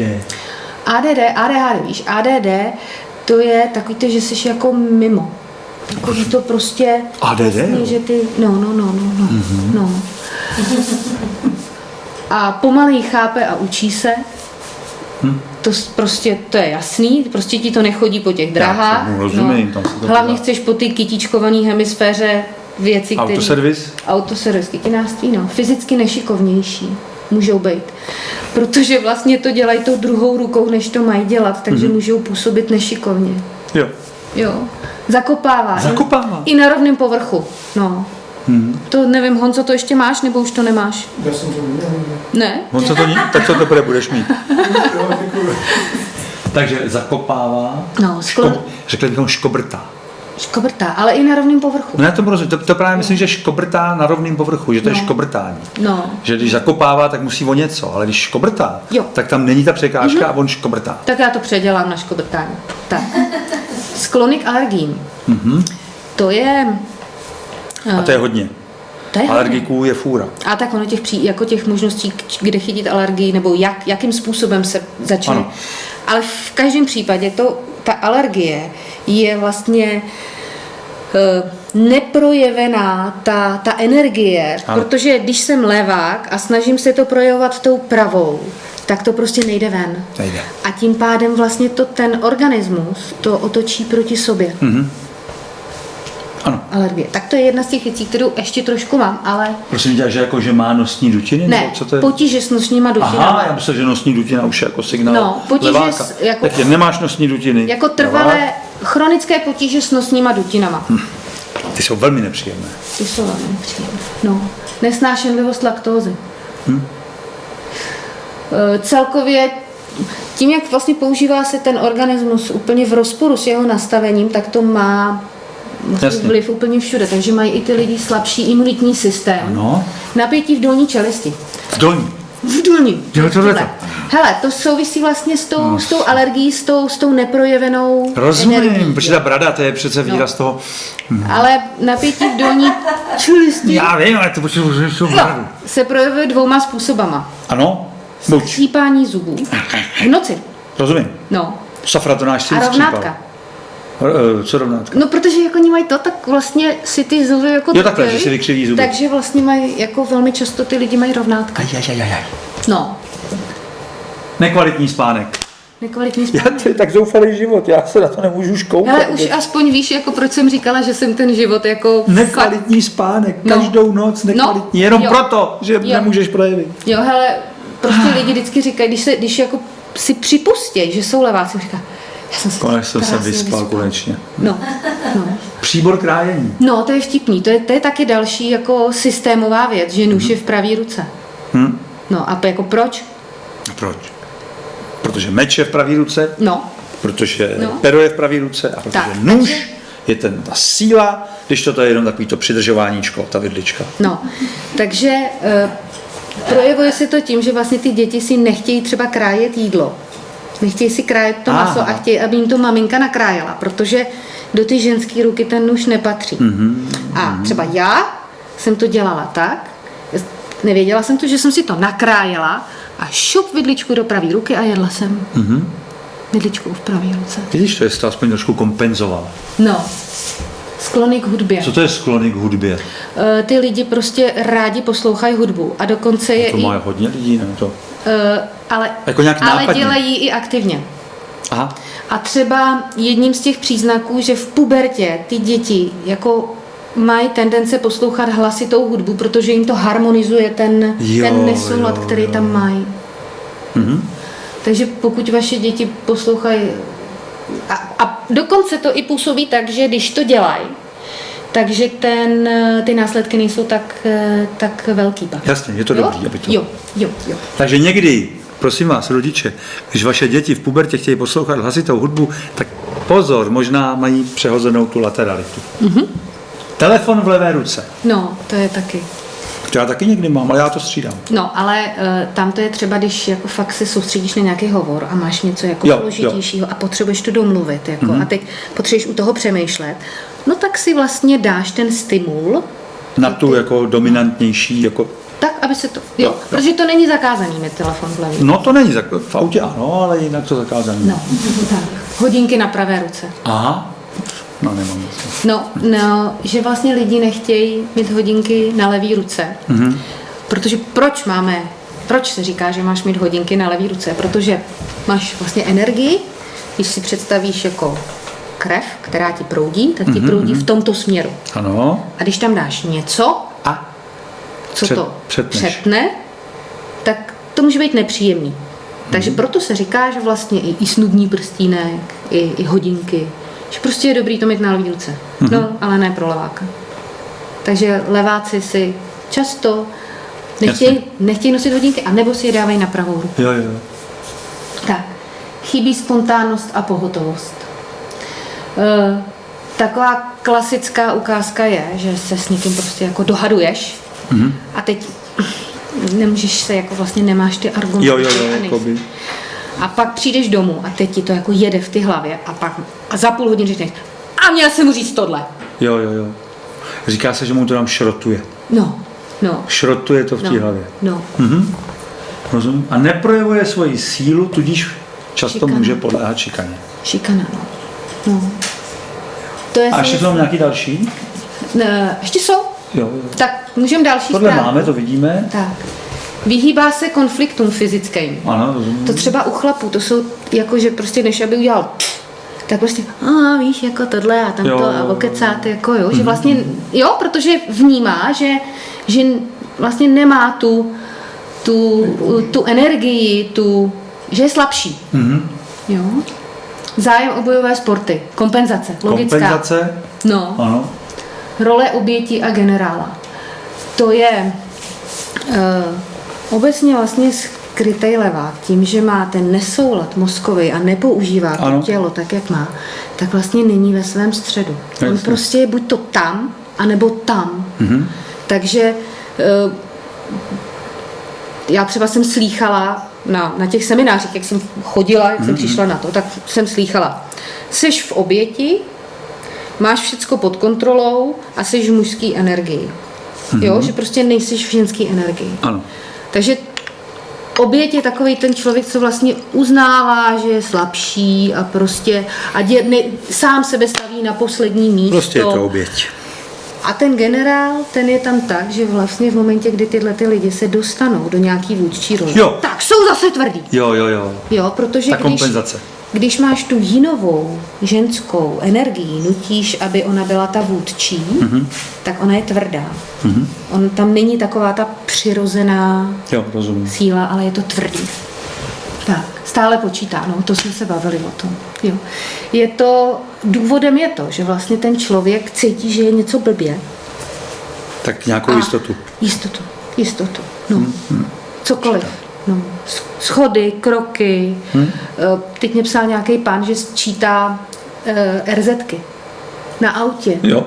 Prostě 1A, 3, 6, 7, to prostě sčítá. Jo, to je v pořádku. Jo, hele, ale jako teď si představ, že tohleto ty lidi dělají a dělají to každý den. Já jsem to dělala každý den. Prostě... No, může to být trošku vyčerpávající. Je to vyčerpávající. A co to je pravidla? Co to znamená pravidla? No, jak má v sobě ten chaos, tak on... Jo, tak touží po těch pravidlech. No, zase jsou to ty extrémy. Buď to je vyžaduje, anebo je není schopen dodržovat, anebo chvilku to má tak a chvilku tak. Jo, že vlastně není schopen se jako do toho středu hodit. Jasně. No. Muž slabý, žena tvrdá. Slyšel jsi někdy takový ten chlap, to není žádný chlap, jakože že je prostě slabý. Baba? No, baba. Taková baba. No, a oni i ty chlapi jsou takový jako bývají takový jako rozbředlí. Jako, jo, rozumím. Jo, a vlastně odmítají. Takový ty kámoši v těch teplákách, takový ty, no. A babochlap si slyšel? Babochlap, to je taková to slovo, jako chápu to, ale... No, takže ta žena vlastně je zase tvrdá. Velmi tvrdá. Mužatka. No, nebo v mužské energii. A tam třeba i funguje to, že já jsem to slýchala fakt léta. A já jsem nebyla schopná s tím nic udělat. Tobě to říkali? No jasně. No, ty jsi mě neznal. Předtím, než jsem začala na sobě dělat a než jsem vlastně, až teprve, když jsem se přepolovala, tak prostě... Takže slabý muž původně si vzal tvrdou ženu, no, a teď se přepolovali a konečně je to doma v pořádku. A přesně takhle to je, Jardo, protože ty skrytý leváci se vlastně k sobě navzájem přitahujou. No. Protože, jo, oni vlastně jako celek fungují harmonicky, ale zvenku to vidíš, jako, že tam něco není jako v pořádku. A my jsme to přesně takhle měli. No. Potíže s hormonálním systémem ženy. To s tím souvisí. Menstruace, v podstatě ty holky později menstruujou, mají silnou, bolestivou menstruaci a dlouhou taky. Tvrdá žena. No, klimakterium může přicházet až o 7 let dříve, takže třeba ty ženy ve 42 prostě už to tam je. No. ovládám myslí. No, tím, jak vlastně z toho života, tím přetěžováním té kreativní hemisféry vlastně zmizí to hezký, tak prostě se jede všecko tou dominantní hemisférou. A ten člověk o všem přemýšlí, odmítá rozhodovat intuitivně. Všechno musí mít takhle spočítaný plusy a minusy. Nevěří na to? No, nevěří, ale o všem neustále přemýšlí. Ano.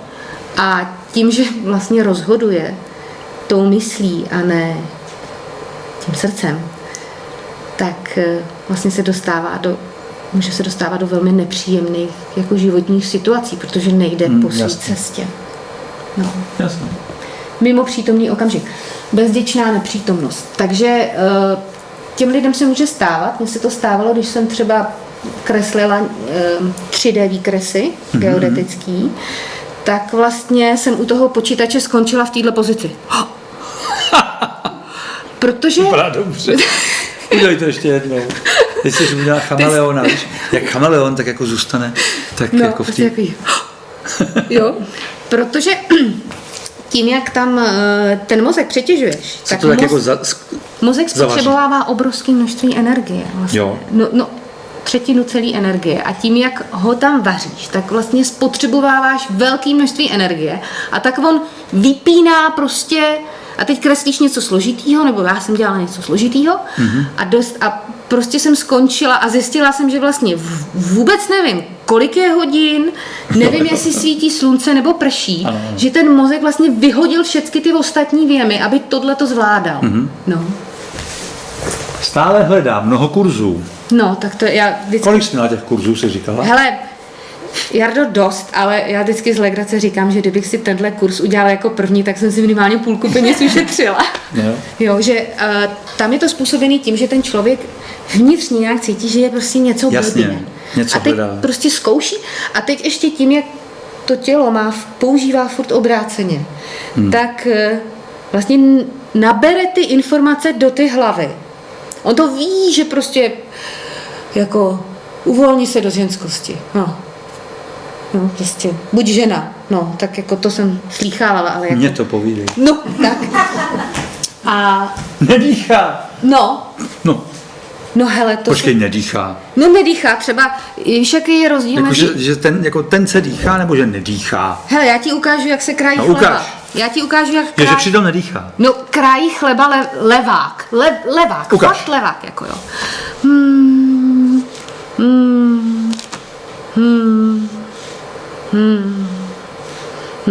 A teď ti ukážu, jak krájí chleba skrytej levák, jo.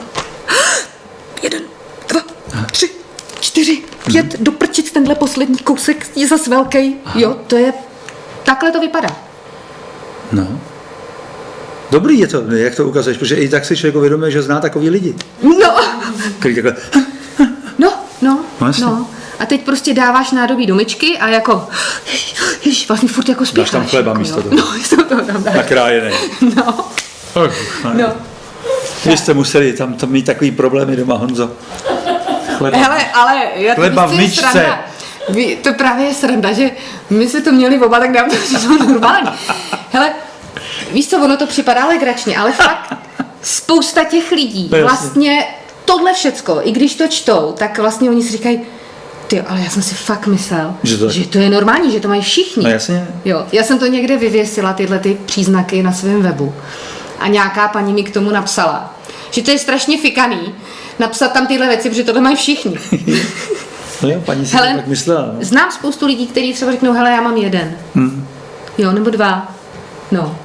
Pohybuje se v extrémech, tak jasně, o tom jsme se bavili. Generál oběť. Tak, sklony k perfekcionalismu. Hledá ty pravidla, chce to mít jakousi jistotu. Tak, a chce mít ty věci pod kontrolou. Ano. Jo? Sklony k workoholismu. No, to je zase... Když jsi říkala, co jsi všechno dělala, je to pravda. No jo. Tohle a tamto a to a ono. No. A tam to je, hele, to zase je, představ si, že máš tu energii prostě 100%.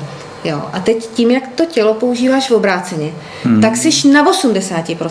Ale ty víš, že tam je těch 100, tak potřebuješ jako přidat, protože není to ještě ono, ještě je potřeba zabrat. A ty to hlavně dokážeš. A třeba To říká Honza, říkal jo, řekni to, tu krásnou historiku s tím vítězstvím na lyžích. Jo, vlastně vyhraješ závody, dojdeš na ty stupně vítězů a místo toho, aby si užil ten pocit toho vítězství, tak si říkáš, hele, ty závody se daly vyhrát líp. To je dobrý. No není to dobrý. No ne, je to vtipný. Jasný. A sklon k závislostem. No, to jsou ty jistoty, ale jako ke všem možným. No jasně, to už to je jedno, že? No. Kde si to najdeš. No. Tak další stránku. Poslední už, Kolik Jardo. toho je? No hrozně moc, jako jo. Přestane kouřit, A stloustne. jako, počkej, Když přestane kouřit, tak stloustne. Hodně, nápadně. Aha. Nepravidelné výbuchy vzteku. Cinát! Krucinál. Musí být strašný. Tak to je zase, že to neprojevuješ a jsi v té roli v oběti a vlastně nedokážeš A pak ten generál? nedokážeš si nastavit ty hranice a ten papiňák takhle jako kine, nedokážeš se bránit, nedokážeš jo, Rozumím. no. Chybí duševní No vyrovnanost. tak to je logicky, když má ty No. výbuchy. Večer ten člověk bývá unavený, podrážděný. No, A myslíš si, že je to normální? no jasně. No a takhle, protože mu to tam prostě lítá a tak, no. Sklony k únavovému syndromu, ten jsem taky To měla. z toho vyplývá. Ten jsem měla. Bolesti rukou. No, hele, to je velmi zajímavý. No. Já jsem třeba mývala v noci bolesti rukou. V noci. V noci taky a Špatný spánek. ve dne a takový neidentifikovatelný a zajímavý je, že mě vlastně, ona může bolet i pravá, protože je vlastně přetížená Ano. Tím, a co jí levá, navlátá. protože bych chtěla, jo, takže já jsem letoucí na volejbale, smečovala jsem pravou Lucku. a bolela mě levá ruka tady. Tak jsem Připadala jsi si normální? Jo, v pohodě. Jo, byla jsi zvykla. Jo, jako připadala a víš co, a pak jsem to přestala řešit vlastně.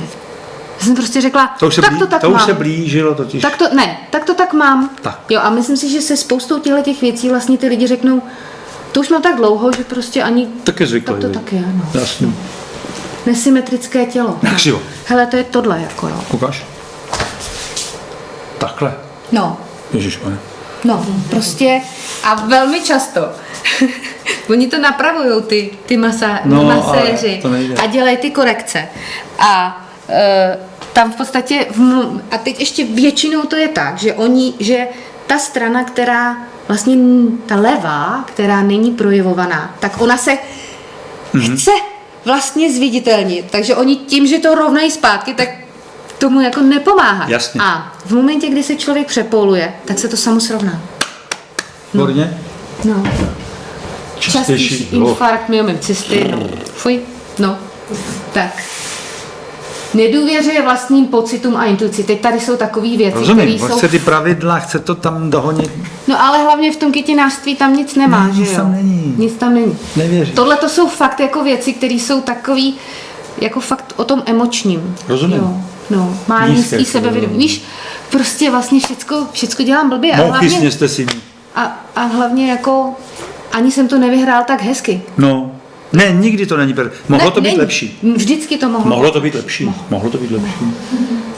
Cítí se vyřazen a nikam nepatří. Sám bloumá No, protože nejsiš ani pravák, ani levá. po autoservisu, Po autoservisu. protože květinářství je prázdné. No, chybí pocit naplněného života. No tak jasně. A to i v sexu. A to znamená i v sexu.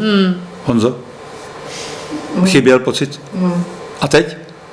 No to je jako úplně nikde jinde. To je jiný kafe. Perfektně. On zapomněl, že se to vysílá online. Nezapomněl. Krásná spokojenost, ano. S ničím není spokojen. No nemůže být. Nemůže být. Protože jak už by mohl být spokojen, když vlastně nikdy nic nezrealizoval tou svou skutečnou A energií. tam je to peklo, že vlastně ty tomu věnuješ obrovský O úsilí. to víc. A ještě to furt není dokonalé. Není to nikdy dobrý. No. Nejsem dost dobrý. Nedávám dost. No. Přesně. A To budou zakladatelé všech nadací. A chybí radost ze života. To je blbý. No. A to je teda, a hlavně... A fakt? Tak jo. No, je. Tam prostě ty nevíš, co to je radost, jako jo. Neumíš si hrát. To je... No. Už to tam je. No jasně. Už to tam má. Takže teďka jsme pocítili, jak je podstatné jak toto téma je podstatné Protože pakliže žije více, já nevím, 39% lidí skrytých leváků bez radosti, ve zmatku, snadno se nechá ovládat, protože hledá někoho, kdo mu jako poradí. Zároveň je to dobrý pro ty kurzy, pro ty lektory, že jako jsou tam tyhle zájemci, že tam někdo aspoň chodí, tak tam je to asi dobrý, že to existuje. Ale jak pro tu společnost, pro celou tu náladu, je to vlastně obrovská masa lidí, kteří jsou, dejme tomu, nějak jakoby zklamáni, nešťastní nebo nenaplněni a už si na to zvykli, tak jako žijou. Tak pro to společenský prostředí je to ohromný smutek potom v tom prostoru a trošku na tom něco je, když to tak člověk sleduje teďka v těch vyhrocených momentech, kolik lidí jako propadá takovému tomu touze právě mít tam to pravidlo, vědět tohle je správně, tohle je špatně a jak najednou vůbec ta intuice tam už vůbec nepracuje, že jo? Nebo jí nevěřejí, protože když to všichni píšou, tak to asi je takhle. Je to hodně zajímavý pro to ovládání mysli, pro celý ten koncept toho, jak manipulovat tou společností, že jo? To je ohromně zajímavý téma. Jsou to nějaké otázky?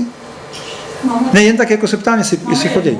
Jedna. Ale já mám tak ještě otázku, když si třeba člověk udělá tady ten test, tak kolik bodů by ho mělo nějak znepokojit třeba? Jakože když si třeba udělá test a řekne si, jo, tak mám tady 20 příznaků, tak nebo kolik tak bodů? Já si myslím, že jako je to fakt velmi individuální.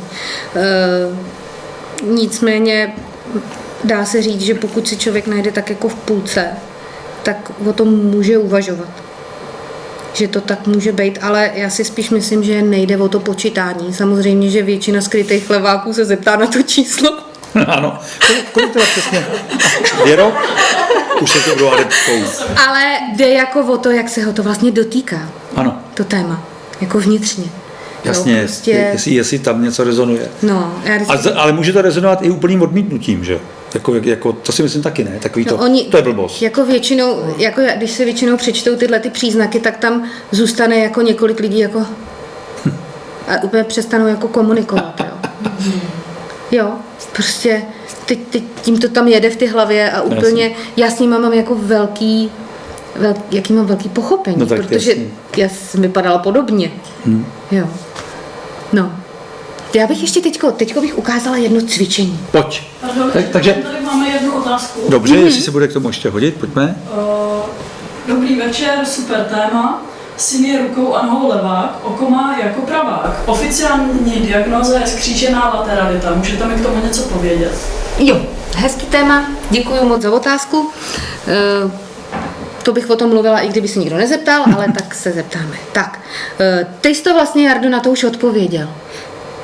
Když jsme se bavili o těch CTčkách, tak já jsem probírala vlastně celý to téma.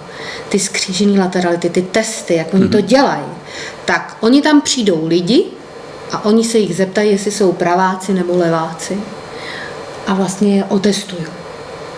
A teď jim tam vyjdou nějaký lidi, kteří fungují jako praváci, leváci fungují jako nějaký leváci a nějaký praváci mají takový jako divný chování, jako že prostě koukají jedním okem nebo prostě dělají to nějak jinak.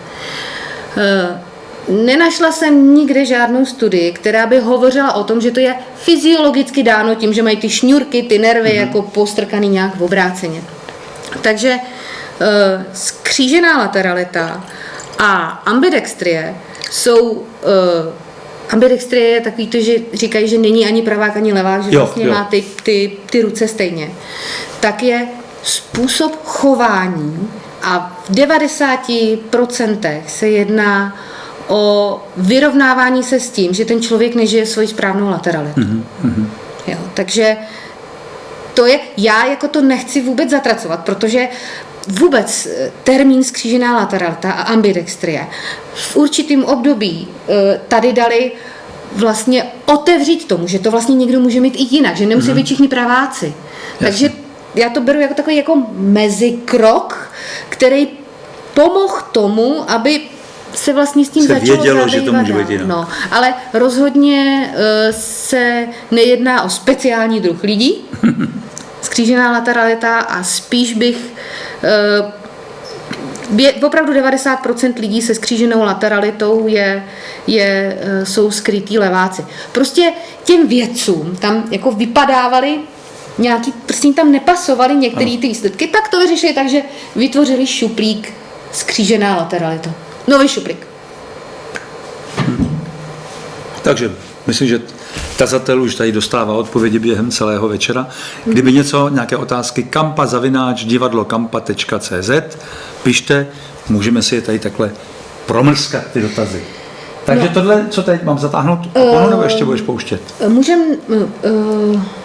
Já se podívám, já ještě tam mám vlastně 2 obrázky. Tak dejme. A teď jsme měli takový jako temný témata. Tak.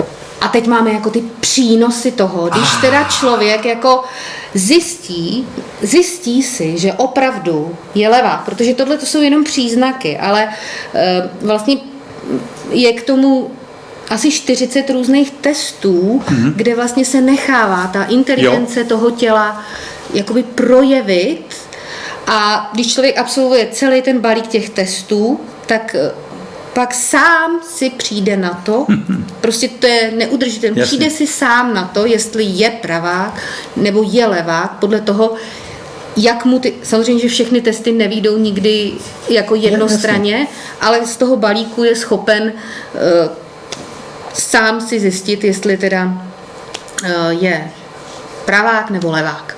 No a pak se může svobodně rozhodnout. A to platí i s dětmi. Dobře, tak já jsem levák, ale 47 let žiju jako pravák, tak teď se rozhodnu, jestli teda chci do toho jít, anebo do toho nechci jít. Nikdo nikoho nemůže nutit. A prostě když si děti chtějí zůstat v tom, tak jak to mají. 47. Třeba, tak tam zůstanou. Já jsem v těch 44 letech tím, že mě tam chyběly jenom 3, tak jsem si říkala, tak nemám co ztratit. Nemám co ztratit a zkusím to. A šla jsem do toho přepolování. A při tom přepolování jde o nějakou takovou jako vlastně ono to musí probíhat velmi, velmi jako opatrně. A jak to trvá dlouho? Tak ten základní, jako to úplně to nejhorší je 6 týdnů. To je jako tam prostě... 6 nedělí. Přijato, tak říkám 6 nedělí. A jde vlastně o to, že když náš mozek je neustále bombardovaný obrovským množstvím informací a z toho je schopen zpracovat jenom fakt malou část a ještě z té malé části vlastně si třídí to, co zná. On tam má ty šuplíky a řekne, OK, tak je to tam jako zapadá ty kuličky a teď tohle nic, to nic, to nic. A někdy vlastně až třeba, když ta informace projde kolem 7krát, tak on si ji teprve jako všimne. Že vlastně ten mozek ji jako zaregistruje. Protože on třídí podle toho, co zná. Jo. A když to zná, tak prostě tam ty kuličky hází. Já vždycky říkám, že si vlastně děláme tam rejhu. Děláme si rejhu, do který a utvrzujeme se v tom. No a teď, když někdo vlastně se takovouhle dobu utvrzuje v tom, že je pravák, tak potřebuje se na této 6 nedělí vlastně udělat tu novou rejhu. A teď ta mysl samozřejmě, to jako nechce ty nové věci, ty změny, že jo. Takže dělá takový ty bojkoty a říká, a tyjo, co když ona kecá? Jasně. Jo, a co když to úplně vyšlo ty testy blbě? To je nějaká blbost. Jo, no, takže i v tom 6 nedělí probíhají tyhle ty bojkoty. My jsme měli s Honzou velkou výhodu, že jsme tam byli oba dva. Takže vlastně, když jsme byli doma a řešili jsme to a on říkal, hele, bojkot. Říkám, OK, tak jsme si pokecali a podpořili jsme se, naštěstí nám to nechodilo ve stejnou dobu. takže to je takový základ, protože my vlastně, když chceme něco u sebe změnit a vlastně ty skrytý leváci mají přebujelou tu mysl, jo, dávají velkou váhu, tak vlastně nejdřív musí zvládnout tu mysl, pak se to teprve začne projevovat na tom emočním těle. Velmi často se začnou vyplavovat i starý traumata nebo věci, které vlastně nešlo zpracovat, protože prostě to bylo v obráceně. A teprve nakonec se to projevuje v hmotě, teda ve fyzickém těle. Takže říkám, já jsem teďko 1,5 roku po přepolování a jsem asi tak na 80%, že jsou ještě věci, které nedělám stejně pravou a levou rukou, ale rozhodně se u toho cítím jinak. Takže prostě i pro mě třeba okrajování celeru. Jo, to je taková záležitost, kdy vlastně ten celer je tvrdý a potřebuješ na to fakt jako, je to určitá zručnost, ale zároveň i síla. Tak pravou rukou jsem u toho vždycky naštvaná, když to dělám. Tak to dělám sice 2krát tak dlouho tou levou, ale jsem u toho v pohodě. Jo, ale zase, když prostě to je potřeba, je nějaká situace, kdy je potřeba to udělat rychle, tak si řeknu, OK, vědomně to dělám pravou rukou, vím, moje tělo, že prostě to tak nemá být, ale teď je to zrovna potřeba, prosím, spolupracuj. Takže tak. Takže tady máme napsaný, co se vlastně všechno člověku změní, když... No vypadá to nádherně. No vypadá to, já jsem ráda, že se nejdřív promítá tamto a pak tohleto. Mnohé činnosti se stanou lehčí, uvolněnější, plynulejší, Tak. bez námahy. Tak. No fakt jako Levák najde a začne projevovat plně svoji sílu. chlap je chlapem, Žena ženou. no. Získá pocit, že se konečně dostal ke své podstatě. No, já jsem teprve potom jsem pochopila, co to je být ve svém středu. A být přítomná. To je přítomném úleva. okamžiku. No, je to úleva. Skutečná úleva. Úleva to je. No. Zmizí neklid a chaos, najde vnitřní klid, je ve svém středu, jak říkáš. Je méně unavený a lépe spí. Co by za to kde kdo dal? No. Je více přítomný, více se cítí. A mysl ho přestane ovládat. To je nádherný. No tak ještě to není všecko. Já vím, další stránka. Aspoň jako... Mě už tohle nadchlo. No jo, zní to krásně, vy. Co zní nádherný? Tak. Dokonce zmizí i výbuchy v steku. No. Už jsou takové výbušky? No, tak jako ono to je tak, že vlastně ty to nenecháš ani jako dojít do toho, jo, že tím, že si dokážeš, už nejsiš v té oběti, dokážeš si nastavit hranice, takže to je takový, no, jakože, No jasně. a jde to hned. A ty tady to všechno potvrzuješ. Pohotová, spontánní, zlepší rétorické schopnosti, No. projevy na veřejnosti. Já jsem byla ukecená i předtím, ale jako, Vytratí se nebo se zmírní zdravotní potíže, je to pravda? je, Jo? no. Únava, jako šla pryč úplně, ty bolesti těch rukou třeba mě úplně Odešly. zmizely, no. Fantomové bolesti. No. Možná to, víš, jako si říkám, jestli z té přehození laterality nemohou vyplývat i takzvaný fantomové problémy, kdy ten člověk cítí problém, ale oni mu ho tam nezměřej. Když tam něco měřej, tak jako to tělo jako je v pořádku. Ale ono to bolí a teďka už se neví, proč ho to bolí. A možná jedna z příčin. Zlepší se koordinace a pohyblivost těla, No, fyzická výdrž, no. extrémní projevy se zmenší nebo zmizí, snadněji se učí, začne vnímat i dělat věci intuitivně, bez nadměrného přemýšlení. To je krása. Je to krása. Ale to zní jako úplně takový ideál toho vlastně, o co všichni v takových těch kurzech a v tom všem v životě, v těch životech se všichni pokouší, že dostat se k té intuici, No. aby se ulevilo člověku, přestal se tak namáhat jako zoufale, když stejně výsledek je takový upocený. Krása. Opravdu jsem nadšen. Tak tohle máme, nebo ještě bude Tohle obrázek? máme, já si myslím, že už tam nemám Mám zatáhnout žádný oponu? další. Ne, no můžeš zatáhnout oponu. Dámy a pánové, zatahuji oponu, připomínám kampa@divadlokampa.cz. A teď schválně, jestli to rozjedu správně, nebo to zase popletu. Teď je to dobře. Jsi se překolila. Ne, já jsem to udělal stejně jako poprvé. Já tady mám dotaz další. Ano, je tady dotaz. Dobrý večer, jsem levačka, prý dominantní. Podle vašeho výčtu projevů jich mám mnoho, navíc mám skříženou lateralitu. Mohu být tedy skrytý naopak pravák, který nežije svou pravou lateralitu? Může? Máte někoho ve Švýcarsku? Může to být. Ono taky, spousta lidí totiž si myslí, že jsou třeba leváci a dělají vlastně jednu věc levou rukou a všechno ostatní dělají pravou. Dokonce se i zjistilo, že vlastně lidi, kteří ztratí tu svoji dominantní končetinu, ruku, Aha. tak vlastně potom jim všechny tyhle, nebo ne všechny, ale spousta těch příznaků se objeví. Já každému vždycky říkám, helejte se, je nutný se otestovat. Ta změna ty laterality je výrazný zásah do života. A je potřeba, aby vlastně člověk sám si to tělo jako poznal a nacítil si na něm, jestli je pravák nebo levák. A já teda nikomu nedoporučuju to dělat bez testování, ale jsou třeba lidi, kteří vědí. Prostě jo, já vím, že mě předělávali, prostě. Jo, že si to pamatuje. No, a takže možný je všechno. Na to se možná váže ještě jeden dotaz. Tady se ptá jedna slečna, kdy se vlastně poprvé odhalí to praváctví nebo leváctví. Kdy jako věkově se to odhalí. U dítěte. Že je jí 21 let a že když si v 16 letech zlomila pravou ruku a musela všechno psát levou, tak najednou přišla na to, že to je pro ní přirozenější. A potom se až zpětně dozvěděla, že jako dvouletá byla nucena dělat všechno pravou rukou. Tak jestli už tehdy v těch 2 letech to mohl být projev toho leváctví. My se s těma hemisférama rodíme. Jo, takže prostě ty hemisféry jsou daný při porodu. A já děkuji za ten dotaz, protože tam je o tom, že si zlomila pravou ruku. Já pak mám ještě jeden výčet.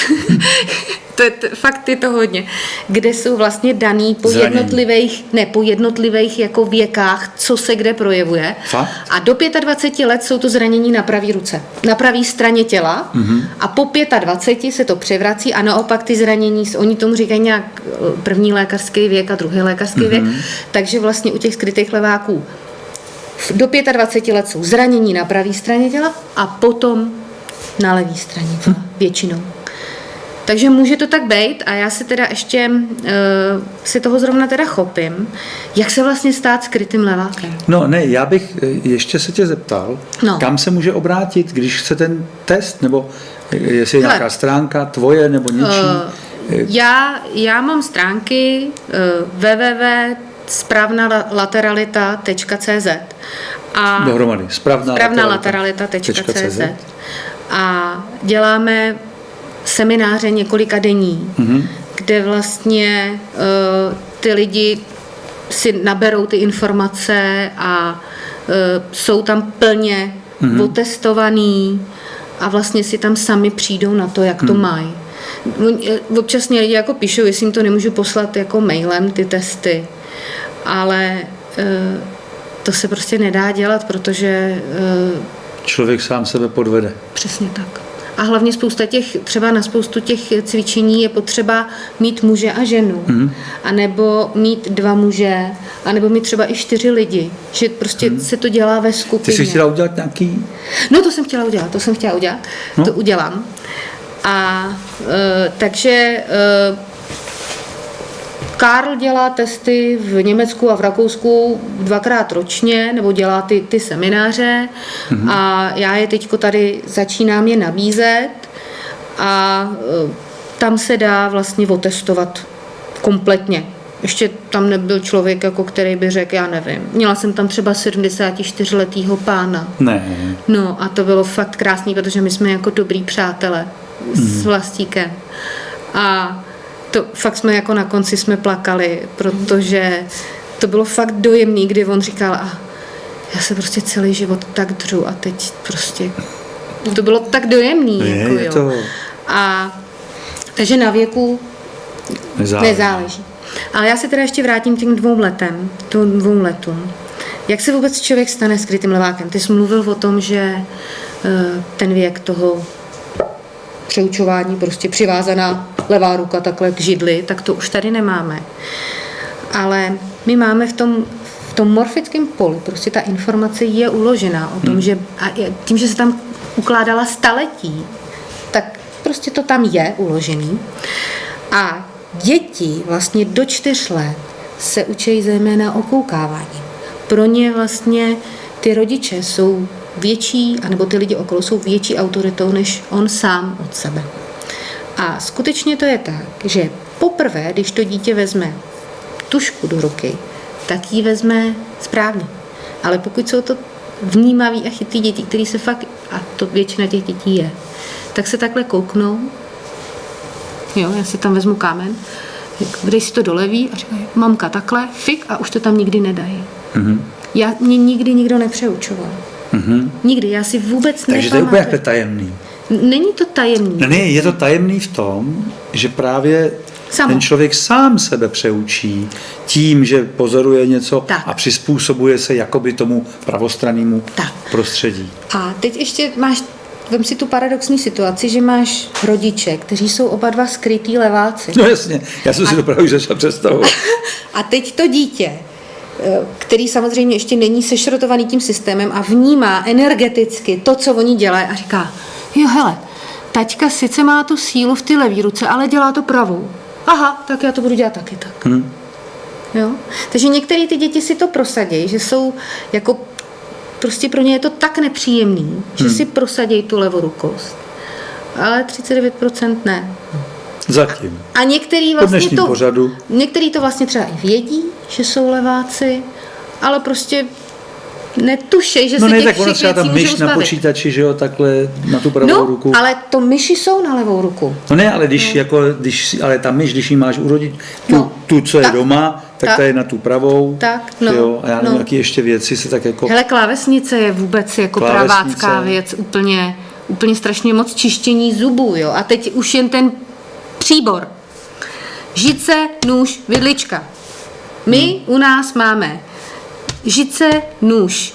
Vidlička má František a my všichni tři Máte v bráně. máme žice, vidlička, nůž. Jo? No jasně, Prostě máme nůž v levé ruce. no, no. teď jo. Někdo má 2 nože a jede. Kdo se nemůže rozhodnout. Jo, tak já jsem chtěla udělat nějaký to cvičení. Tak udělej cvičení. Tak, já teda poprosím Ivetu, jestli teda může, a Honzu. A Andrejko, umíš tady trošku posvítit? Jo, výborně. Dobrovolníky z řad imaginárních diváků. Tak, Kdyby tady byli diváci, tak by teďka to zkoušeli diváci. ano. Ale protože tady diváci nejsou, tak tady máme manžele. Tak.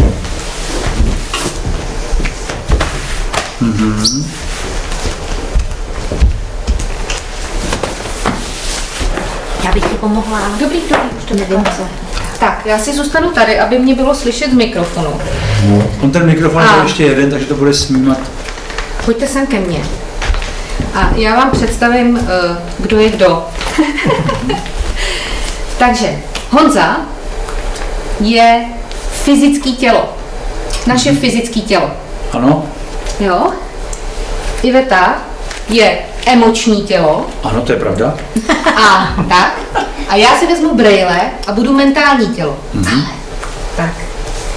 Tak a my si tady lehneme a budeme se držet za ruce a já k tomu budu povídat nějaký věci. Dobře. Tak. Takže já budu ležet tady, takže vy si lehněte kam A jako na břicho nebo na břicho si lehneme a chytneme se za ruce. Hlavama k sobě teda. Hlavama k sobě. Tak. Tak chytneme se za ruce. Tak. A my jsme teďko nějaký dětský organismus, který se vyvíjí. Vypadáte, jako když skočí bez padáku z letadla. Tak ještě ty nohy nám takhle. No. Jo. Ještě i to jako... A víš jako... No, tak. Tak jsme skočili do toho života. A já to dávám vždycky na příkladu nějakého sportu a tím, že já jsem dělala volejbal, tak začnu volejbalem. My když se začnou malí děti hrát volejbal, tak vlastně první co, tak začnou trénovat fyzické tělo. Takže začneme vyvíjet fyzické tělo, takže Honza se začne vyvíjet. Ano. Začne se vyvíjet. Jo, nějak se vyvíjí a roste.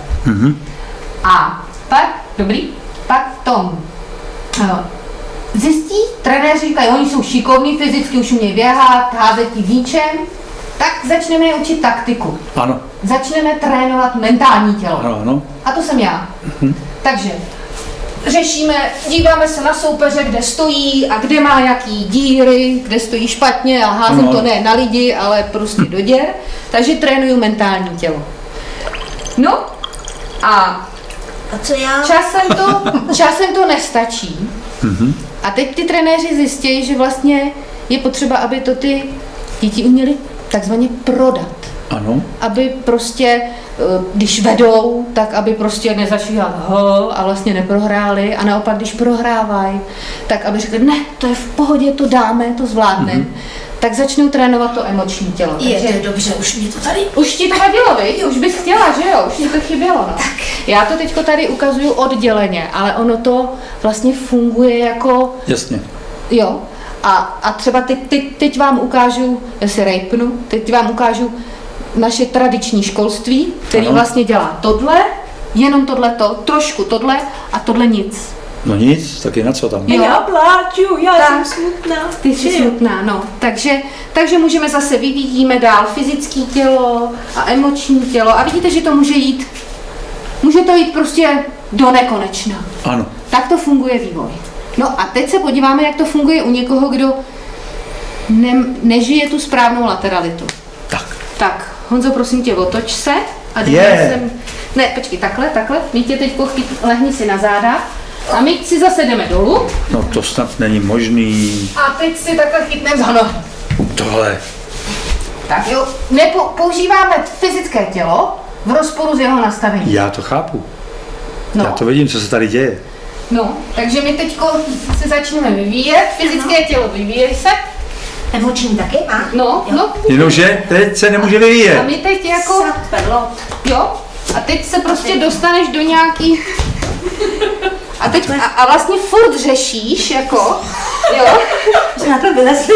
no, a teď, ale vlastně, jo, anebo zase teda, Naopak? když teda Dřeme, a tak on to, fyzický tělo se jako vyvíjí. to se povedlo, Tak jako, Ty a ještě nemůžou. k tomu jako čteme, jako tak já, to nejde. no, Aha. jo, taky no a co s tím, Nějaký obrácený. jo, a vlastně my teďko furt vlastně řešíme, že to je prostě divný, necítíme se ano, dobře. No a má to jednoduché řešení. Tak. Tak.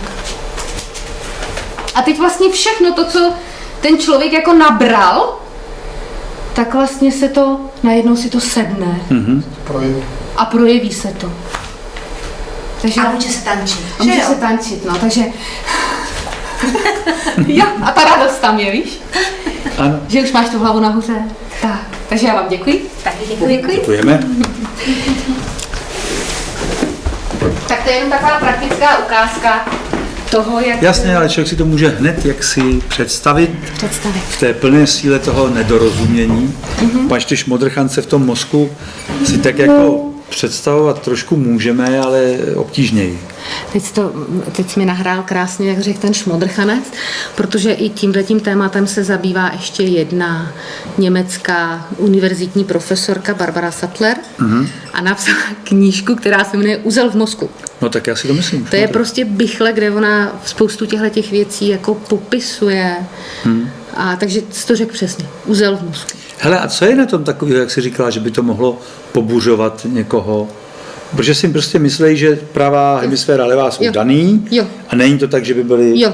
že by byli obráceně od narození. Jo. Aha. Jo, to je prostě věc, kterou si nikdy nedočteš tady v Čechách. Já třeba bych byla moc ráda, kdyby prostě někdo to začal jako fakt jako i tady v Čechách jako podpořil jako vědecky, jo. Já mám vlastně, to jsou všechno informace ze zahraničí a říkám, nevěřte mi, vyzkoušejte si to. Jasně. No. Je tam dotaz? Je tady takový potvrzení spíš, to Ano. říkala paní Lucie.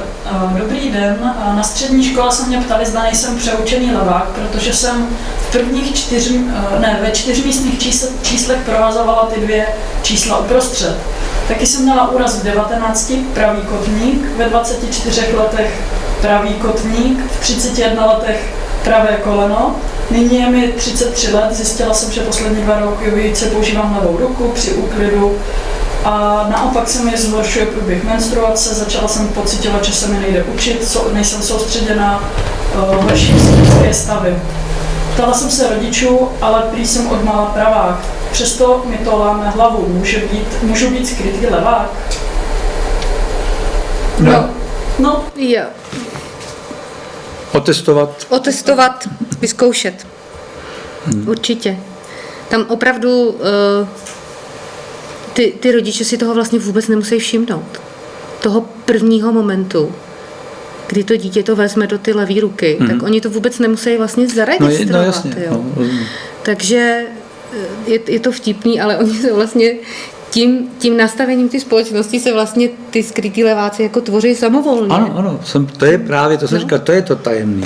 No. A jak jsou takový ty, jak se třeba říká, já nevím, tak tleskněte, že jo, teď ti lidi tlesknou, teď si řekne, že kterou rukou jako tleská, tak podle toho, nebo dejte si takhle si dejte jako ruce, který palec je nahoře. Jo.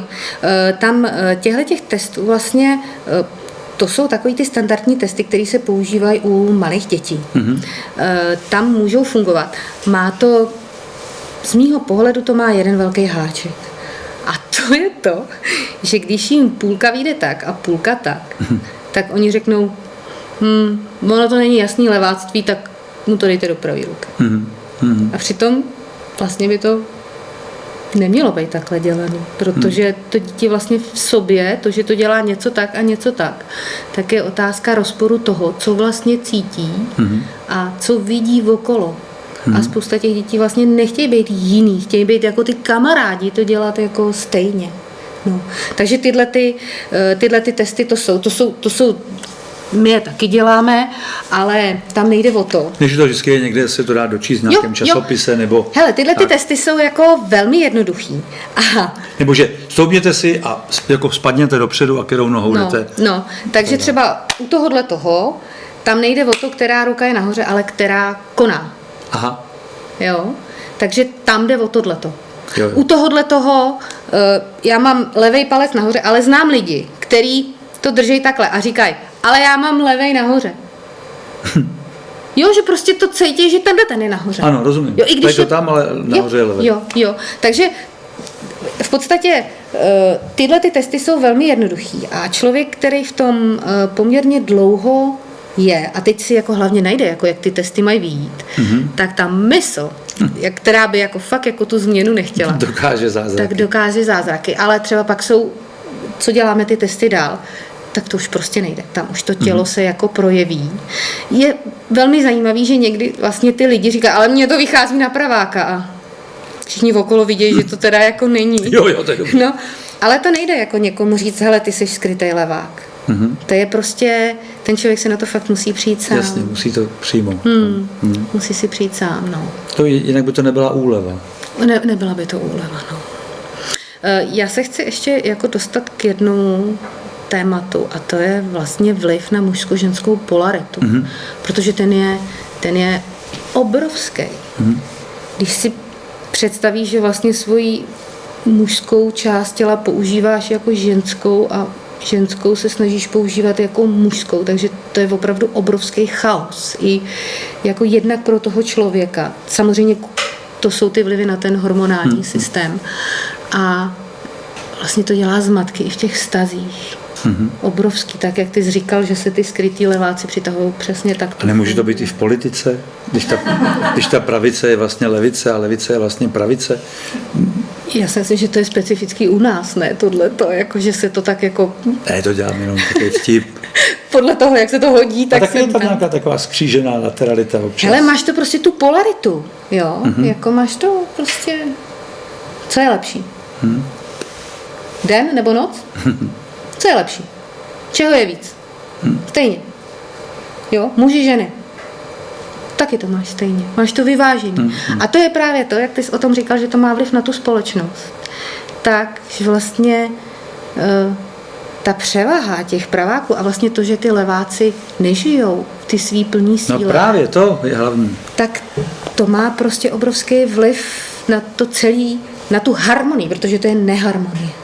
Vlastně na tu harmonii, protože přece jenom ty praváci a leváci jsou z hlediska univerza prostě pod vlivem jiný energie. Tam vlastně tím nějakým náporem určitým by mohlo to vést, že jo, k těm antidepresivům, k té spotřebě, k těm depresím, protože deprese je, dejme tomu, takový postupný projev těch stavů, který jsi tam popsala, že jo, toho člověka, který si připadá jako malomyslně, malinko takový neuplatněnej, pořád by to mohlo být lepší. A dneska už je moderní mít depresi, že jo, takže, nebo jak to už jako je normální. A najednou tomu propadají ty lidi tak jako houfně. Mně to téma vlastně přijde úžasný, jo, jak se o tom bavíme, že si člověk uvědomuje, jakou to může mít ohromnou skrytou sílu, která tam prostě bublá pod povrchem a jak zároveň to něco mluví, protože vůbec ta snaha o ty normy, o tu normativnost toho společenství, že jo, o těch jako nařízeních, zákazech, příkazech, trestech, tam chybí ta kreativita, že jo. To je nějaká jako touha po té dominanci neustálý, jakoby vnucování nějaký dominance někoho, kdo si jako myslí, že je dominantní, nebo může být, nebo že má to právo. A ono to téma je tam ohromně potom násobený tohletou jakoby jednoduchou záležitostí, kterou každý nějak má. Hele, říkáš to, Jardo, úplně přesně, protože naše společnost vykazuje pravácký, mužský vlastně hodnoty, nebo je uctívá.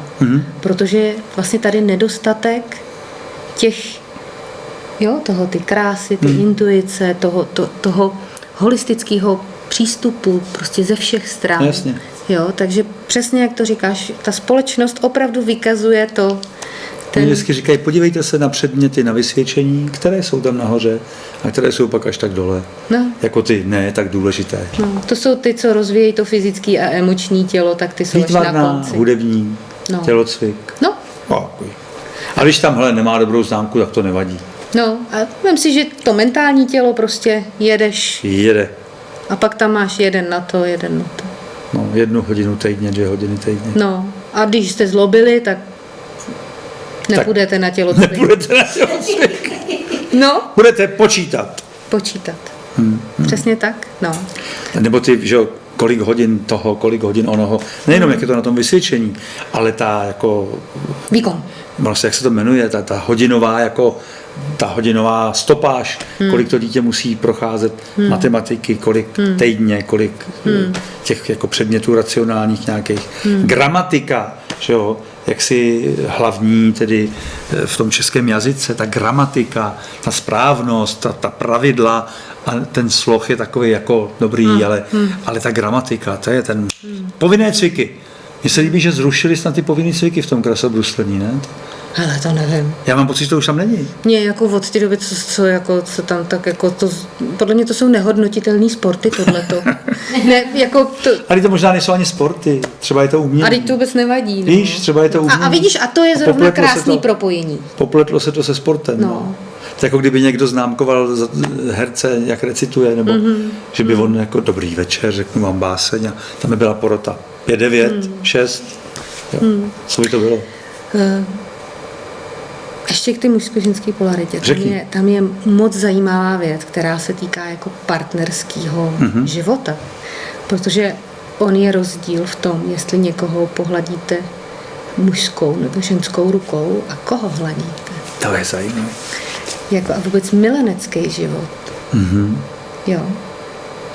To je velký rozdíl, když muž hladí svou ženu mužskou rukou, jakou jí dává energii, a když jí hladí ženskou rukou. Já neříkám, že jedno je dobře, druhý je špatně. Ona může někdy, rozdíl prostě. Ona potřebuje někdy třeba tohle a někdy potřebuje tohle. A i v obráceně to funguje.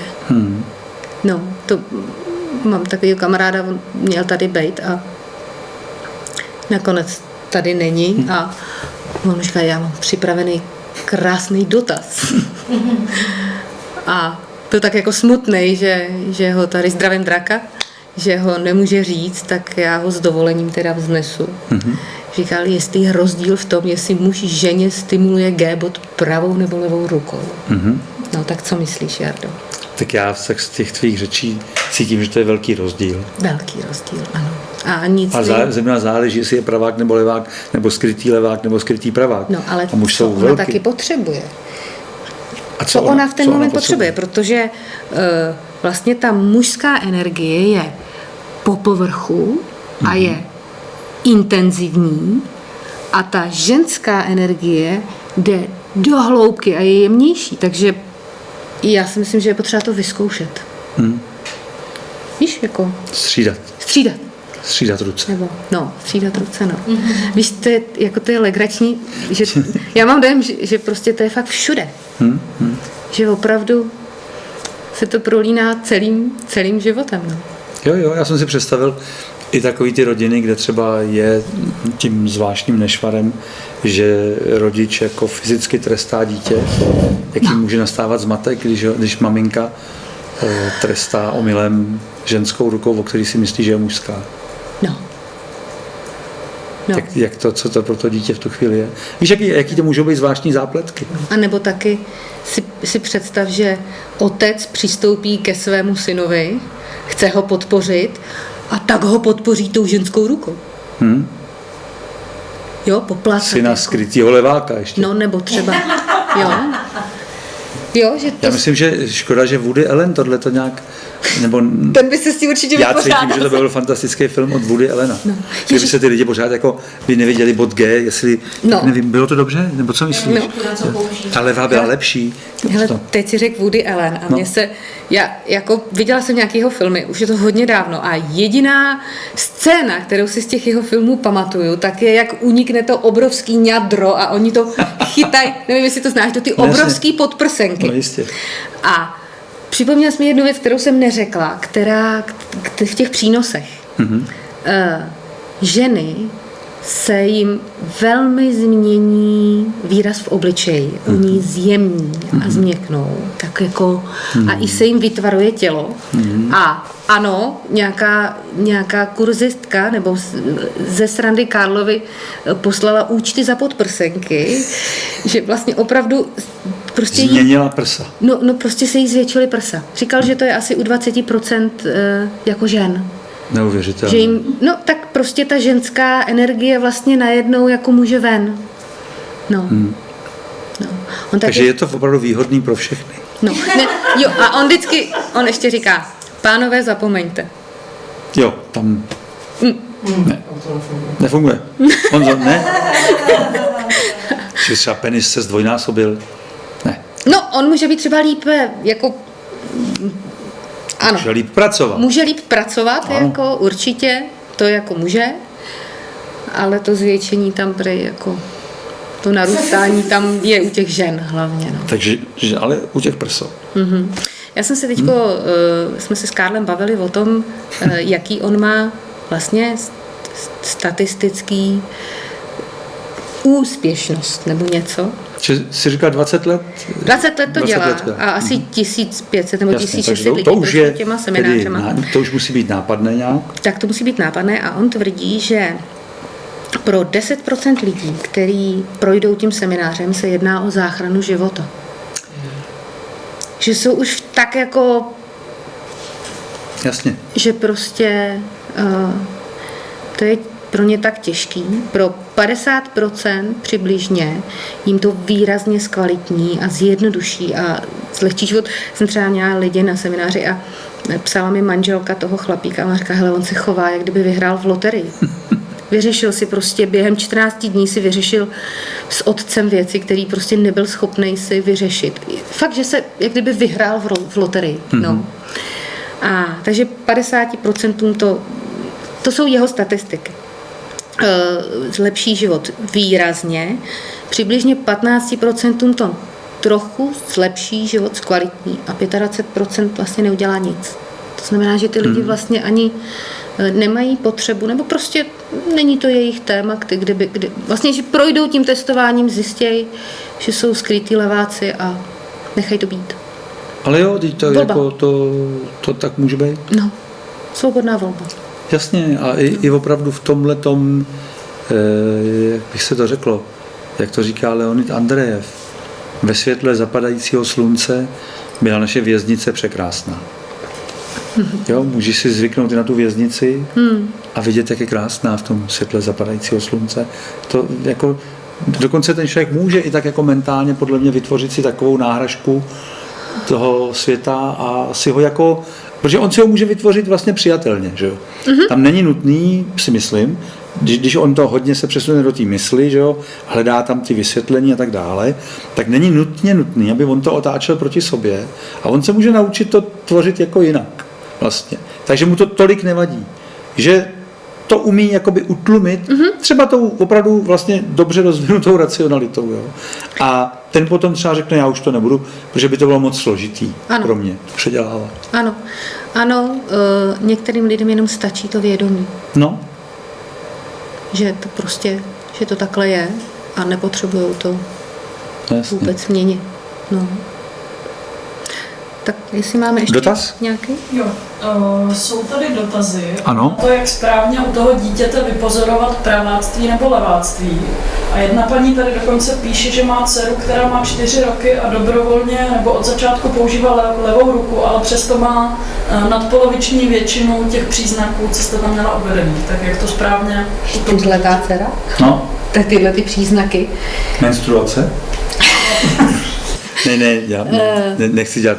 Já u těch dětí, tam je totiž vlastně velký rozdíl u těch dětí je v tom, když třeba kreslej tou pravou nebo levou rukou, tak oni vnímají rozdíl v tom, že je to tou jednou rukou víc baví. Mm-hmm. Že jim to třeba pravou jde líp, ale tou levou je to baví. Mm-hmm. Takže tam je potřeba opravdu to dítě pozorovat a i se s ním o tom jako bavit, jako jo, vlastně dát mu tu možnost volby a bavit se s ním o tom, co ho víc baví. Běžně na internetu jsou k stažení ty testíky s tím, jak staví kostičky, jo, že vlastně postaví kostičky a jde o to, kterou rukou vlastně tu poslední kostičku jako staví, protože už je to detailní činnost, takže ta ruka by to měla být. A já, protože ty semináře děláme pro 18 a vejš, takže říkám, že pokud někdo z rodičů to chce řešit u svého dítěte, ono se většinou ukáže, že to bude řešit i pro sebe. Jasně. Tak doporučuji, ať prostě přijdou vlastně naučí se to testovat a projdou si celým tím procesem, protože jenom pak můžou být pro to dítě vlastně oporou. Mm-hmm. Jo, pomoct mu v tom prostě to mít správně, anebo pomoct se přepolovat. Jako vlastně u našeho syna, u toho staršího, jsme na to přišli ve 13 letech. A já tam nezmůžu vůbec nic. On to ví a jede si to po svým, prostě pero si nepřehodí a já můžu jenom respektovat spoustu věcí, jako se mu přepoloval si spoustu věcí, ale prostě psaní ne, protože je ve věku, kdy to prostě by se cítil blbě, ještě těch 14, jako, tak to nechce a občas tak něco řeknu, většinou jsem hnedko seknutá zpátky a musím to respektovat, že on to takhle má, takhle to chce, ale i tak, i když nezměnil to psaní, tak ty změny jsou velké. Hele, a když jsi říkala, že to je od narození, a nejde to teda zjistit nějakým CTčkem nebo něčím? Nebo Hele, já si myslím, že to jde. No. Ale nemyslím si, že to tady někdo dělá. A rozumím, ale asi já by bych to byla šlo, jako ne? ráda, kdyby prostě někdo se toho chytil a řekl, hele, OK, tak pojďme to testovat. Já jsem... Protože pak by to bylo takový, jako že pro některé typy lidí by to bylo průkazné. Ano, ale taky jsem je dostala informace, že vlastně lidi, kteří dělají čínskou medicínu a dělají akupunkturu, tak dokážou, a když umějí dělat dobře akupunkturu ucha, tak vlastně z reakcí těch uší oni dokážou s velkou pravděpodobností jako určit, jestli je člověk pravák nebo levák. Takže to je taky možnost. Otázka? Potom tady máme ještě od 2 divaček otázky na emocionální poruchu osobnosti hraničního typu, anebo případně bipolární poruchu, jestli to s tím taky může souviset. Já se teda přiznám, že vůbec nevím tyhle ty odborný jako termíny opravdu Bipolární nevím, co to porucha znamená. se dříve se říkalo maniodepresivní porucha, asi, že jo, to by byla ona. Hraniční porucha osobnosti bude prostě hraniční porucha osobnosti. Nevím přesně, jak by zněla ta diagnóza, nebo jak se používá. Já se přiznám, že na tuto otázku opravdu momentálně vůbec jako nemám k tomu informace a vůbec se neodvažuju říkat něco, co jako odhadovat. Takže fakt jako Jasně, nevím, tohle prostě nevím. S tím si nepřišla. Ne, nepřišla jsem možná s tím do Karl. styku. Můžu Karla, prostě se uvidíme teď, takže můžu se Karla prostě zeptat. Ale potom tady mám určitě jednu otázku, o které budete vědět hodně, a to je, jak můžete říci více o procesu řízeného návratu ke své přirozené lateralitě, který má trvat těch 6 týdnů, jak to probíhá, jaké jsou tam fáze, případně rizika? Tak, my tomu říkáme přepolování a je to, říkám, já jsem 1,5 roku a ještě furt jsem v procesu, protože vlastně teprve až člověk, když se mu zase něco změní a říká, aha, tak to už mám jinak, než jsem to měla. Jasně. Jo, takže já jako nemůžu říct, že jsem na konci, nevím. A těch 6 týdnů je vlastně stádium, kdy dělá ten nový zápis a pracuje se s tím mentálním tělem. Rizika. To nevím, co tady za rizika. Tam je opravdu potřeba, aby ten člověk si byl jistý tím, že se přepolovává na svoji správnou lateralitu a že... Třeba řízení auta, by se někdo asi zeptal. Může během toho člověk jezdit v autě, nemůže udělat nějakou fatální hele, chybu? normálně žiješ. Jako žiješ úplně normálně, je tam v podstatě je pár činností, které jako děláš, ale ty musíš dělat velmi jemně, aby vlastně si začal stimulovat ty dráhy jako správným směrem, ale nesmí se to dělat moc nápadně, protože ta mysl by jako, jo, prostě co to je? Jo, takže já i říkám, hele, Musíš se proplížit kolem vlastní mysli. No a jako úplně klasická ukázka je, že ty lidi většinou z toho semináře jako odjíždějí zase za první jako vyspali. A teď prostě a teď jsou jako nabitý, jako jo, my tam děláme masáže a prostě i ty podpůrní věci tak, aby prostě ten člověk se fakt uvolnil, aby mu bylo dobře. A teď přijedou domů a teď ten manžel říká, Jezus, zase přijela. Kde jsi zase byla? A teď jsou tam jako v tom sami, no jo, a teď ty lidi často mají tendence, že to jako teď a ty to máš a ty to máš a koukej a tobě a teď tebe a měl bys tohle. A teď vlastně jako úplně se vyčerpají, že jim nezbyde vůbec vlastně... Misionářství. A ta oběť tam je u těch skrytých leváků. Jasně. Takže vlastně vyčerpají se prostě úplně, jak říkám, ne, se nikomu nic, prostě řekněte, já to mám takhle a 6 týdnů prostě si jeďte tohle, vůbec to nikde, nechte si to fakt jako pro sebe. Takže to jsou se dělají nějaké jako vědomé, nenápadné činnosti. Tak, který vlastně rozproudí ty dráhy tím správným směrem. Ty jsi říkala, když jsme se potkali poprvé tady, že třeba hodně velkou roli hraje, že se fakt vezme poprvé ten nůž do té levé ruky. A že hodně s tím nožem najednou to člověka překvapí, jak s ním pracuje, že ucítí nějakou tu samozřejmost, nebo co? Tam prostě najednou, aspoň já jsem to tak měla, že za prvý jsem vlastně, co byl pro mě problém, takže jsem zjistila, že s prstama problém není, ale ze zápěstí. Aha. Že vlastně my to zápěstí jako nemáme ho tak rozhejbaný na ty ruce, kterou jsme nepoužívali. Takže to byla jedna z věcí. Další z věcí třeba byla, že pravá ruka jako nechtěla dělat vůbec nic. Prostě konečně. Jo, a úplně odpadla na několik dní, úplně odpadla. A s tím nožem to je taky totiž vtipný, protože když člověk krájí něco, tak to není jenom o tom, v který ruce drží nůž, ale vlastně celý postavení těla, jak má nohy a všechno a jak si dá prkínko a prostě je tam spousta takových věcí. Někdo to, já říkám, já jsem to měla jako blesk z čistého nebe, takže já jsem na to vůbec nebyla připravená, ale třeba lidi, kteří už byli na semináři, kteří už o tom věděli, tak a už třeba něco doma zkoušeli, tak prostě to pro ně bylo jiný. Jo? Každý máme jinou tu hloubku toho, jak v tom jsme ponořený a třeba já jsem zjistila, že některé věci, bylo jich málo, ale že jsem dělala vlastně levou rukou. Už i když jsem nevěděla, že jsem levák. Jo. Takže ty rizika tam jsou. Velký riziko je v tom, že se začnete přepolovat do laterality, která není vaše. To je jako podle mě velký riziko, který... Jako, že to špatně pochopíš? No prostě, že si řekneš, OK, tak já jsem levák a nejseš. Jo, a teď se začneš přepolovávat, začneš dělat ty věci levou rukou. Takže tam, ale nicméně tam jako dochází k poměrně velkému jako rezistenci. Tam by bylo ten takový smutek, promiňte, že se tomu směju, spánek se ještě zhorší, že se ty špatný vlivy ještě zhorší. Ten člověk se těší, jak se to zlepší, že? On se těší, teď se přepoluju a vlastně a on zjistí, že se to ještě zhoršuje a že tam to bylo vlastně docela dobrý. Takže protože říkám, že ty příznaky jako v téhle skupině ano, můžou ukazovat na skrytou jako levorukost, ale bez toho testování jako si myslím, že to není. A ty si říkáš 40 testů asi, že to je teda? No, asi 40 testů. Jo. To jsou taky nějaké jako pohybový nebo tělesný je to prostě testy. S tělem. Je to opravdu o tom, že to tvoje tělo ví.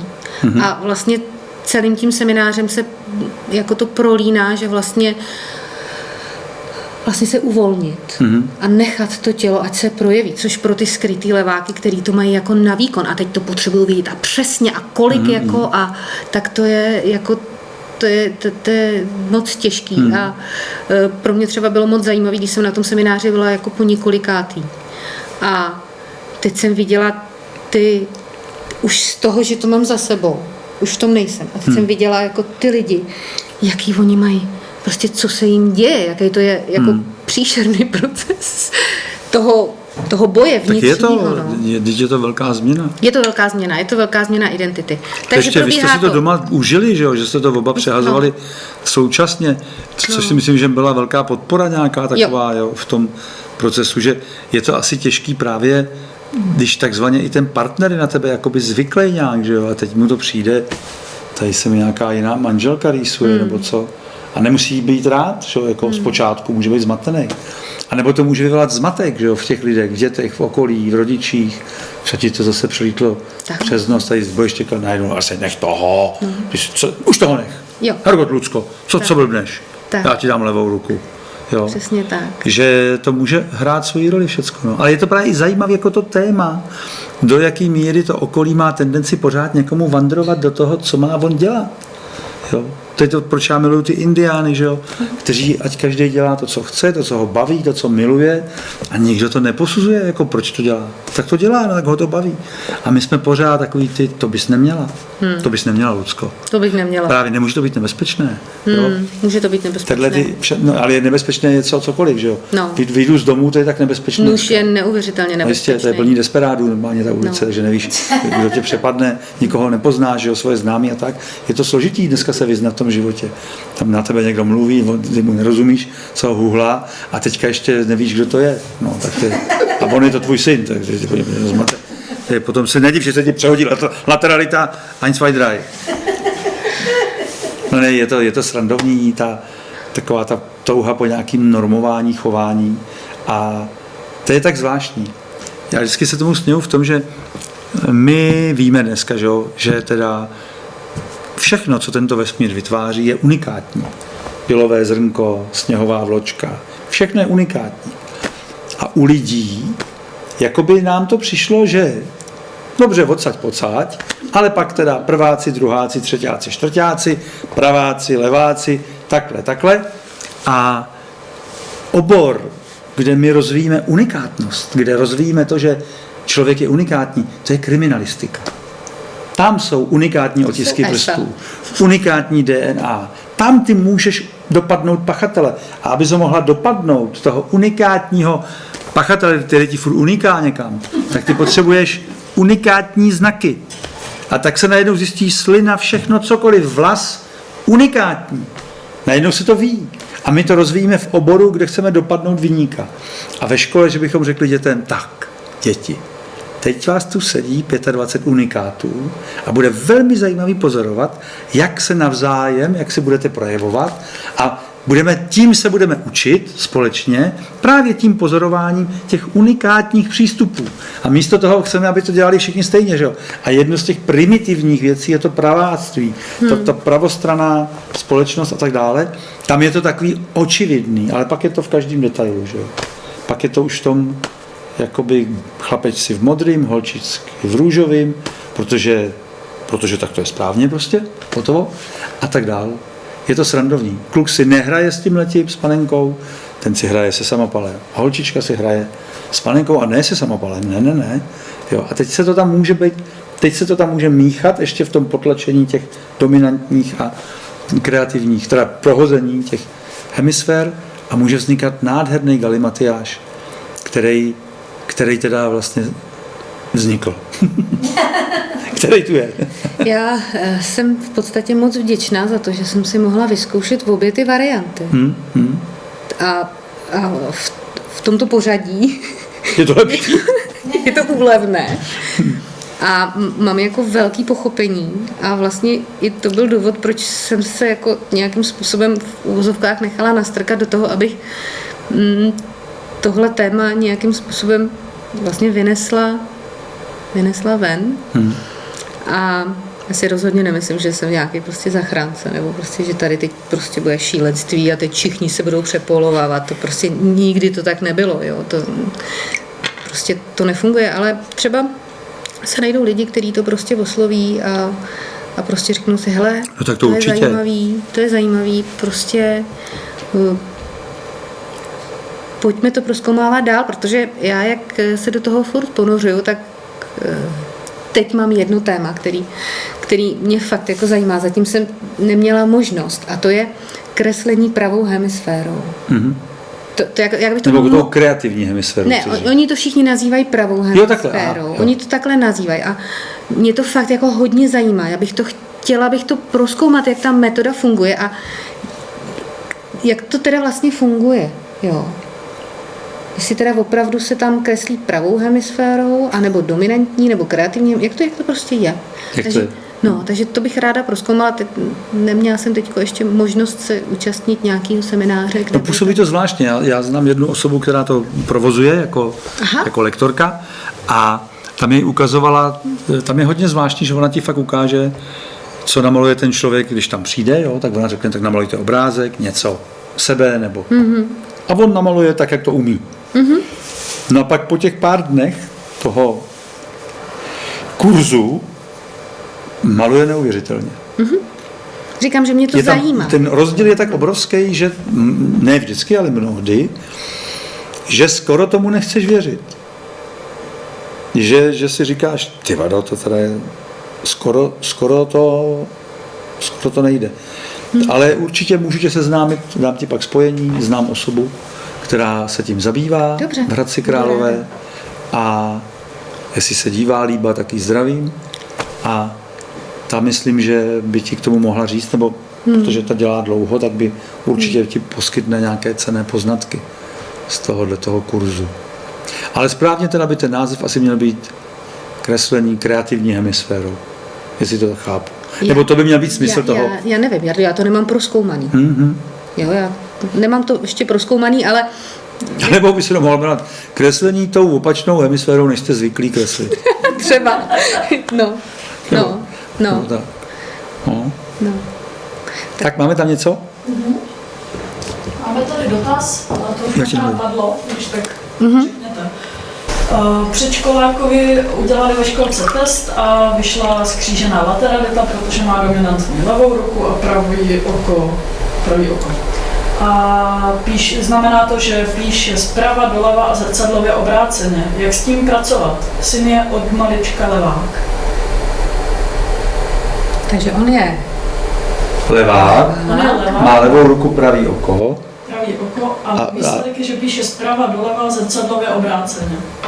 A má skříženou lateralitu diagnostikovanou, což nevím, jak se to... To je zajímavý. Zajímavý týpek. Zajímavý. To je nějaký komplikátor. Galimatiáš otestovat. Já vždycky ty lidi, co jezdí z toho semináře, tak oni si většinou testují ty svoje děti sami, tím, jak si tím projdou. Jasně. Jsou schopní si já nedoporučuji testovat cizí děti. Ale my jsme se taky naše děti otestovali a většina lidí to dělá. Jo. Pak mi vždycky píšou, hele, tak já jsem přijela a Helenka je taky, jako jo, prostě, tak to, říkám, tohle to je. Nebo pokud někdo vůbec, jako pokud někdo je schopný jako najít ještě, říkám, já vím o ty akupunktuře, to CT, to bych byla moc ráda, kdyby prostě se to nějak jako třeba... Nebo nějaký sken nějakého typu, já nevím, co se všechno používá, že jo? Někdo, kdo umí měřit mužskou a ženskou energii mozku. To si dělám legraci, jako jo, no. Takže otestovat prostě. Je to takový komplikovanější teda týpek. No, já neříkám, že je komplikovanější, ale ono někdy... Nebo podivuhodnější. Hele, jako já, kdyby mě někdo testoval na skříženou lateralitu, tak mi řekne, ne, ty jsi pravák. Teď, kdyby mě někdo po tom přepolování testoval, tak řekne, ty máš skříženou lateralitu, protože já mám levý oko slabší než pravý. Takže já se jako rozhodně to, jako, když na něco koukám, tak se koukám takhle. Ale když mám dalekohled, který se dá zaostřit, tak koukám tím levým bokem, protože si to můžu zaostřit tím levým bokem. Takže jako já vždycky já jsem taky studovala na vysoké škole nějakýma vědeckýma pracema, jsem se zabývala, i ta geodézie je takový jako hodně o tom, že ten člověk vlastně si musí dát na začátku ty správné podmínky, aby jaký máš vstupní data, takový máš výsledky. A já třeba v těch testech, co se týkají ty skřížené laterality, tak já tam vnímám nějaký nesrovnalosti na vstupu. Aha, jasně. Jo. Že vlastně, když ti tam prostě přijde 90 lidí, nebo 100 lidí, z toho 90 lidí, že jsou praváci a 10 jsou leváci a ty to prostě vezmeš takhle, tak jaký ti může být výsledek, když to bereš jenom podle toho, co oni říkají. Jo, takže někdy může vlastně Jasně. celý ten problém toho testování být vlastně úplně ještě jako před tím prvním krokem. Jenom v nastavení něčeho a pak je tam už systematická chyba, která to celý, teď mluvím asi dost divně. Ne, je to srozumitelný. Že systematická chyba, která vlastně celý to sledování, pozorování a vyhodnocování prostě znehodnotí. Dívej, všichni víme, jak je to složitý, aby test byl správný. Tak. Já jsem ještě chtěla, jestli můžu tady... Jestli tam ještě je otázka? Teď není, dobrý. Tak já tam mám... A jak jsme na tom s časem, jenom se zeptám? No, bude 10 za 10. Aha, Aha. podívej, jak nám to uplynulo. Ty jo. Říkali jsme si, že do 10 si dáme Já to- deadline, ale dokončí to, co Hele, potřebuješ. já tady mám jednu jedinou poznámku. Ano. A to jsou meditace. Ano? To byla taky věc, na kterou jsem koukala úplně jak blázen, když jsem se jí dozvěděla, že vlastně praváci a leváci meditují jinak, pracují Jo. s energií jinak. Aha. Ano. Protože, jak jsme si tady říkali, tak vlastně pravák jakoby koná, má takovou tu, jo, takže pravák, když medituje a řeknou mu, tak představte si třeba v sobě světlo a rozšiřte ho. Tak pravák si to představí, on to tam může klidně vidět.